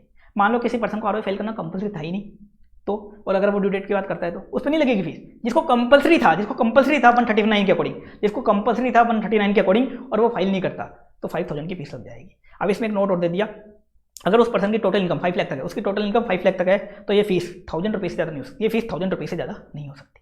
आगे बता रखा है एक नया सेक्शन आया 234H, बिल्कुल बकवास सेक्शन है, कुछ काम का नहीं है। अगर आप आधार नंबर इंटीमेट नहीं करते, डिपार्टमेंट वालों को आधार नंबर इंटीमेट नहीं करते, 234H की फिक्स लग जाएगी। कितनी फीस लगेगी? आपको आधार नंबर इंटीमेट करना 31 मार्च 22 तक, 31 मार्च 22 तक आपको आधार नंबर इंटीमेट करना है। अगर आप आधार नंबर इंटीमेट नहीं करते तो फीस लगेगी एज में भी प्रेस्क्राइब, जितनी फीस ही प्रेस्क्राइब होगी उतनी लगेगी। लेकिन ये फीस मैक्सिमम कितनी हो सकती है? 1000 रुपीज़। अब गवर्नमेंट इसको फीस प्रेस्क्राइब करेगी 200, 500 उतनी लग जाएगी, लेकिन मैक्सिमम कितनी हो सकती है? मैक्सिमम कितनी प्रेस्क्राइब की जा सकती है? 1000 रुपीज़। 1000 रुपीज़ तक की आपको फीस लग सकती है अगर आप आधार नंबर 31 मार्च 22 तक इंटीमेट नहीं करते तो 234H। अब आगे देखते हैं अपन other modes of recovery of tax. ये क्या है? देखो, गवर्नमेंट ने आपसे TDS कटवाया, आपका TDS कटवा लिया पेयर से, TCS कलेक्ट करवा लिया गवर्नमेंट ने आपका सेलर से, आपसे एडवांस टैक्स वगैरह मांग लिया। अब मान लो क्या हुआ, आपने देखा था बाईबैक में आपको एक डिस्ट्रीब्यूटेड इनकम में टैक्स देना पड़ता है 14 डेज में। मान लो आप 14 डेज में टैक्स जमा नहीं करवाते, आपने देखा था एग्जिट टैक्स आपको 14 डेज में पे करना पड़ता है, आप 14 डेज में मान लो टैक्स पे नहीं करते, या मान लो आप TDS काटते हो खुद के पास रख लेते हो, या TDS काटते ही नहीं हो, या मान लो आप क्या करते हो एडवांस टैक्स वगैरह जमा ही नहीं करवाते, या सेल्फ असेसमेंट टैक्स जमा नहीं करवाते, या मान लो आपका केस स्क्रूटनी में चला गया और AO ने आपकी इनकम बढ़ा दी और एक्स्ट्रा आपका टैक्स बन गया, तो इन सब केस में क्या होगा? AO आपसे रिकवरी करेगा। बाईबैक का टैक्स आपने जमा नहीं करवाया, एग्जिट टैक्स आपने जमा नहीं करवाया, TDS का काट के खुद के पास रख लिया, advance tax self assessment tax आपने जमा नहीं करवाया जबकि आपका बनता था, या AO ने आपकी इनकम बढ़ा दी और एक्स्ट्रा टैक्स आपका बन गया। इन सब केस में आप क्या करेगा? AO असेसिंग ऑफिसर आपकी रिकवरी करेगा। कैसे रिकवरी करेगा? वो आपको डिमांड नोटिस भेजेगा। एक 156 एक सेक्शन है, 156 के अकॉर्डिंग वो आपको डिमांड नोटिस भेजेगा और डिमांड नोटिस में बताएगा कि आपका इतना टैक्स बकाया है, इतना टैक्स, या तो आप चुपचाप 30 डेज में, जैसे ही नोटिस मिलता है नोटिस के 30 डेज में जमा करवा दो, नहीं तो AO क्या कर देगा आपके ऊपर जितना आपका टैक्स बकाया है उतने अमाउंट की पेनल्टी ठोक देगा। 221 एक सेक्शन आता है 221, उसमें जितना आपका टैक्स बकाया है उतने अमाउंट की पेनल्टी ठोक देगा। तो AO डिमांड नोटिस भेज के आपसे टैक्स मांगेगा, 30 डेज में आपको देना पड़ेगा, 30 डेज में नहीं देते तो जितना आपका टैक्स बकाया है उतने अमाउंट की आपकी पेनल्टी वो लगा देगा। अब मान लो कोई एसएससी बिल्कुल निकम्मा एसएससी है जिसकी टैक्स देने की नीयत ही नहीं है। एक एसएससी है मान लो मोहनलाल, बिल्कुल निकम्मा है, उसकी टैक्स देने की नीयत ही नहीं है, AO ने क्या किया, उसको डिमांड नोटिस भी भेज दिया, 30 डेज में उसने टैक्स दिया नहीं, एओ ने उसके ऊपर पेनल्टी ठोक भी दी, पेनल्टी भी ठोक दी, फिर भी वो टैक्स नहीं दे रहा, ना पेनल्टी दे रहा, तो ऐसे केस में क्या होगा, डिपार्टमेंट वाले अब अपॉइंट करेंगे टीआरओ को, टीआरओ को भेजेंगे टैक्स रिकवरी ऑफिसर। अब आप बोलोगे टैक्स रिकवरी ऑफिसर कौन चाहिए, देखो डिपार्टमेंट का ही बंदा होता है, ये छोटे मोटे एग्जाम होते हैं ना एसएससी वाले, वो पास करके बन जाता है tax recovery officer, tax recovery officer बन जाता है। जो इनकम टैक्स ऑफिसर भी बनते हैं कुछ टैक्स रिकवरी ऑफिसर, ये टैक्स रिकवरी ऑफिसर क्या होता है, थोड़ा हट्टा कट्टा आदमी होता है, अच्छी बॉडी वाला हट्टा कट्टा आदमी होता है। ये क्या करता है, ये एसएससी के पास जाके उसको मारता पीटता नहीं है, ऐसा नहीं करता है। डिपार्टमेंट वाले इसको भेजेंगे टैक्स रिकवरी ऑफिसर को एसएससी के पास, उस मोहनलाल के पास भेजेंगे, और ये क्या करेगा, उस एसएससी की जो भी प्रॉपर्टी है, चाहे मूवेबल हो चाहे इमूवेबल हो, चाहे मूवेबल हो चाहे इमूवेबल हो, सारी की सारी क्या कर लेगा, अटैच कर लेगा। चाहे मूवेबल प्रॉपर्टी हो चाहे इमूवेबल प्रॉपर्टी हो, चाहे लैंड हो चाहे बिल्डिंग हो, सारी प्रॉपर्टी अटैच कर लेगा। एसएससी के मान लो कोई डेटर वगैरह हैं, तो उन डेटर को बोल देगा कि आप एसएससी को पैसा मत देना, आप मुझे पैसा देना, तो ये एसएससी की सारी प्रॉपर्टी अटैच कर लेगा, उनको सेल करने लग जाएगा, और इस तरह से ये अब टैक्स की रिकवरी करेगा। मान लो एसएससी का 2 करोड़ का टैक्स बकाया है विद पेनल्टी वगैरह, तो 2 करोड़ का ऐसे रिकवरी करेगा, टैक्स रिकवरी ऑफिसर आएगा। इसके बाद बता रखा है, अगर एसएससी क्या कर देता है, अपनी प्रॉपर्टी ट्रांसफर कर देता है बिना कंसिडरेशन के, इनएडुकेट कंसिडरेशन के, बिना कंसिडरेशन के इनएडुकेट कंसिडरेशन के, या तो अपनी वाइफ को, स्पाउस को, या माइनर चाइल्ड को, या सन्स वाइफ को मतलब अपनी बहू को, या सन्स के माइनर चाइल्ड को मतलब अपने पोते पोती को, कैसे कर देता है, बिना कंसिडरेशन के, इनएडुकेट कंसिडरेशन के, उन प्रॉपर्टी को भी एसएससी की प्रॉपर्टी माना जाएगा। अगर एसएससी क्या करता है, अपनी प्रॉपर्टी अपनी स्पाउस को, माइनर चाइल्ड को, सन वाइफ को, सन्स माइनर चाइल्ड को बिना कंसिडरेशन के या इनएडुकेट कंसिडरेशन के कर देता है, उनको भी एसएससी की प्रॉपर्टी माना जाएगा। और टीआरओ उनको भी अटैच कर सकता है, टीआरओ उनको भी अटैच कर सकता है। मान लो एसएससी ने अपनी प्रॉपर्टी मेजर चाइल्ड को ट्रांसफर दी, मेजर मतलब 18 ईयर्स या उससे ज़्यादा का एज का चाइल्ड था, उसको ट्रांसफर करी, तो बताओ वो अटैच कर सकता है कि टीआरओ, वो नहीं कर सकता। माइनर चाइल्ड को करी वो अटैच कर सकता है, स्पाउस को, माइनर चाइल्ड को, सन्स वाइफ को, सन्स माइनर चाइल्ड को, इनको जो ट्रांसफर करी उनको टीआरओ क्या कर सकता है, अटैच कर सकता है। आगे बता रखा है एक स्पेशल पॉइंट, अगर मान लो जो माइनर चाइल्ड था या सन्स माइनर चाइल्ड था, जो एसएससी का माइनर चाइल्ड था, वो बाद में मेजर हो जाता है, जब ट्रांसफर किया था तो वो माइनर था, लेकिन बाद में मेजर हो जाता है, तो भी वो एसएससी की प्रॉपर्टी मानी जाएगी, तो उसको भी टीआरओ अटैच कर सकता है। लेकिन उसके लिए एक कंडीशन है, कंडीशन क्या है, जिस ईयर की टीआरओ रिकवरी कर रहा है, मान लो टीआरओ रिकवरी कर रहा है प्रीवियस ईयर 14-15 की, प्रीवियस ईयर 14-15 की रिकवरी कर रहा है, तो जिस ईयर की टीआरओ रिकवरी कर रहा है उस ईयर में अगर वो चाइल्ड माइनर ही था, उस ईयर में अगर वो चाइल्ड माइनर ही था तो अटैच कर सकता है। लेकिन मान लो उस ईयर में वो मेजर हो गया था, उस ईयर में मेजर हो गया था, तो अटैच नहीं कर सकता। ये थोड़ा घुमा के पॉइंट है, क्या पॉइंट है फिर से देखो, अगर एसएससी ने माइनर चाइल्ड को प्रॉपर्टी ट्रांसफर करी है तो एसएससी की प्रॉपर्टी मानी जाएगी, टीआरओ उसको अटैच कर सकता है। लेकिन मान लो माइनर चाइल्ड बाद में मेजर हो जाता है, मेजर तो हो गई बाद में, तो माइनर चाइल्ड मान लो बाद में मेजर हो जाता है, तो फिर भी वो एसएससी की प्रॉपर्टी मानी जाएगी, फिर भी उसको टीआरओ अटैच कर सकता है। लेकिन उसके लिए कंडीशन है, कंडीशन क्या है, जिस ईयर की टीआरओ रिकवरी कर रहा है, जिस ईयर के टैक्स की टीआरओ रिकवरी कर रहा है, जिस ईयर के टैक्स की टीआरओ रिकवरी कर रहा है, उस ईयर में अगर वो माइनर था तो अटैच कर सकता है, अगर उस ईयर में वो मेजर हो गया था तो अटैच नहीं कर सकता। मतलब उस ईयर में या उससे पहले वो माइनर था तो अटैच कर सकता है, अगर वो मेजर हो गया था तो मेजर होने के बाद फिर वो अटैच नहीं कर सकता। ये था टीआरओ का केस, कैसे रिकवरी होगी। ये रिकवरी का केस हो गया, पूरा रिकवरी का केस जो अपन ने देख लिया। देखो टैक्स रिकवरी ऑफिसर वाला जो केस है ना, इसका माइनर चाइल्ड वाला ये केस, इसका क्वेश्चन भी आया था, 2 बार क्वेश्चन आ चुका, 2 बार इसका क्वेश्चन भी आ चुका एग्जाम में, तो इसको भी एक बार आप पढ़ लेना। इसके क्वेश्चन भी क्वेश्चन बैंक में ले रखा हूँ मैं, जो भी क्वेश्चन बैंक में जो भी इंस्टीट्यूट के क्वेश्चन है ना पास्ट पेपर, वो सारे क्वेश्चन मैंने डाल रखे हैं, वो क्वेश्चन एक बार देख लेना, इसमें कभी भी आ सकते हैं इसके क्वेश्चन। अब अपन देखते हैं रिफंड, लास्ट टॉपिक, फालतू टॉपिक है रिफंड, ना तो कभी क्वेश्चन आया ना इसके क्वेश्चन आने के चांस। क्या टॉपिक है ये, मान लो आपने टैक्स ज़्यादा पे कर दिया, आपका टैक्स कम बनता था, आपने एडवांस टैक्स ज़्यादा जमा करवा दिया, आपका मान लो टीडीएस ज़्यादा कट गया या टीसीएस आपका ज़्यादा कलेक्ट हो गया, तो ऐसे केस में आप डिफरेंस अमाउंट का रिफंड क्लेम कर सकते हो। मान लो आपका टैक्स बनता था 50,000, एक्चुअल एज पर आरओआई 50,000 बनता था, लेकिन आपने एडवांस टैक्स के नाम पे ज़्यादा जमा करवा दिया, 60 करवा दिया, 60,000 जमा करवा दिया, तो 10,000 का आपको क्या मिल जाएगा, डिपार्टमेंट से रिफंड मिल जाएगा। वो इनकम टैक्स रिफंड टैक्सेबल नहीं होता, लेकिन उस पर जो इंटरेस्ट मिलता है वो टैक्सेबल होता है। अदर सोर्स में पढ़ा था ना अपने, इंटरेस्ट और इनकम टैक्स रिफंड टैक्सेबल होता है। अब 10,000 का रिफंड मिलेगा, उस पर डिपार्टमेंट वाले आपको इंटरेस्ट भी देंगे, इंटरेस्ट किस रेट से देंगे, काफ़ी कम रेट से मिलेगा आपको, 0.5%। देखो डिपार्टमेंट वाले जब आपसे लेते हैं ना तो 1% से लेते हैं, और देते कितना है 0.5%। ये चालाक लोग होते हैं, 0.5% से आपको इंटरेस्ट देंगे, 0.5% और पर मंथ और पार्ट ऑफ द मंथ की रेट से इंटरेस्ट देंगे।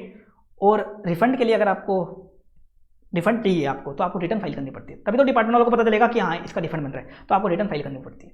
अब इंटरेस्ट कितना मिलेगा रिफंड पे वो देखो, अगर आप आरओआई टाइम पे फाइल कर देते हो, अगर आप अपनी रिटर्न या अपनी आरओआई टाइम पे फाइल कर देते हो, ड्यू डेट तक फाइल कर देते हो, तो रिफंड देखो कब से कब तक मिलेगा आपको, 1 अप्रैल ऑफ असेसमेंट ईयर से मिलेगा, और till date of grant of refund 1 April of assessment year से लेकर till date of grant of refund तक मिलेगा। लेकिन अगर आप अपनी आरओआई लेट फाइल करते हो, अगर आप अपनी आरओआई लेट फाइल करते हो तो आपकी दिक्कत हो जाएगी। आपको रिफंड पे जो इंटरेस्ट मिलेगा कब से मिलेगा, जिस दिन आपने आरओआई फाइल करी, जिस दिन आपने आरओआई फाइल करी उस दिन से लेकर के जिस दिन आपको रिफंड मिला, जिस दिन आपको रिफंड मिला उस दिन तक मिलेगा। लेकिन अगर आप आरओआई टाइम पे फाइल करते हो तो 1 अप्रैल ऑफ असेसमेंट ईयर से लेकर के जिस दिन आपको रिफंड मिला उस दिन तक मिलेगा।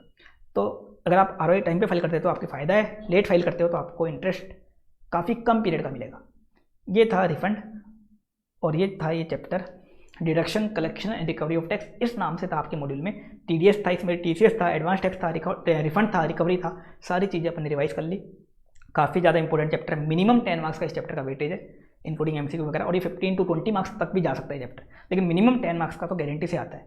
तो इसको 2-3 बार रिवाइज करना है। इसमें काफ़ी सारी रेट्स हैं और ये रेट्स आपको याद ही करनी पड़ेगी, कोई तरीका नहीं है इनको समझ पाओ कि 5% क्यों है, 2% क्यों है। देखो नॉन रेजिडेंट के केस में तो क्या होता है, जितना टैक्स होता है TDS काट लेते हैं, लेकिन बाकी SSC के केस में अलग अलग रेट है, वो तो आपको 2-3 बार पढ़ने पे याद हो पाएंगे। तो जितना रिवाइज करोगे उतना आपके लिए फ़ायदा रहेगा। इस चैप्टर में मेनली वो रेट्स ही हैं। रेट्स अगर आपने ठीक से याद कर ली, रेट्स और एक वो एग्जिबिशन लिमिट, तो ये चैप्टर आप आराम से मैनेज कर सकते हो। और इस चैप्टर में जितना मैंने बताया इसके बाहर एक वर्ड भी नहीं आएगा, एक वर्ड भी इसमें के बाद नहीं आएगा। टोटल केस लॉ मैंने कवर कर लिया, टोटल सर्कुलर कवर कर लिए, सारी चीज़ें कवर कर ली। आपको केस लॉ वगैरह के नाम वगैरह कुछ याद नहीं करने, टोटल चीज़ें अपन ने कवर कर ली। तो ये था अपना चैप्टर, एक बार आप इसको 2-3 बार सुन लेना, बाकी कोई डाउट आए तो आप मुझसे पूछ लेना। तो आज के लिए इतना ही है, थैंक यू सो मच।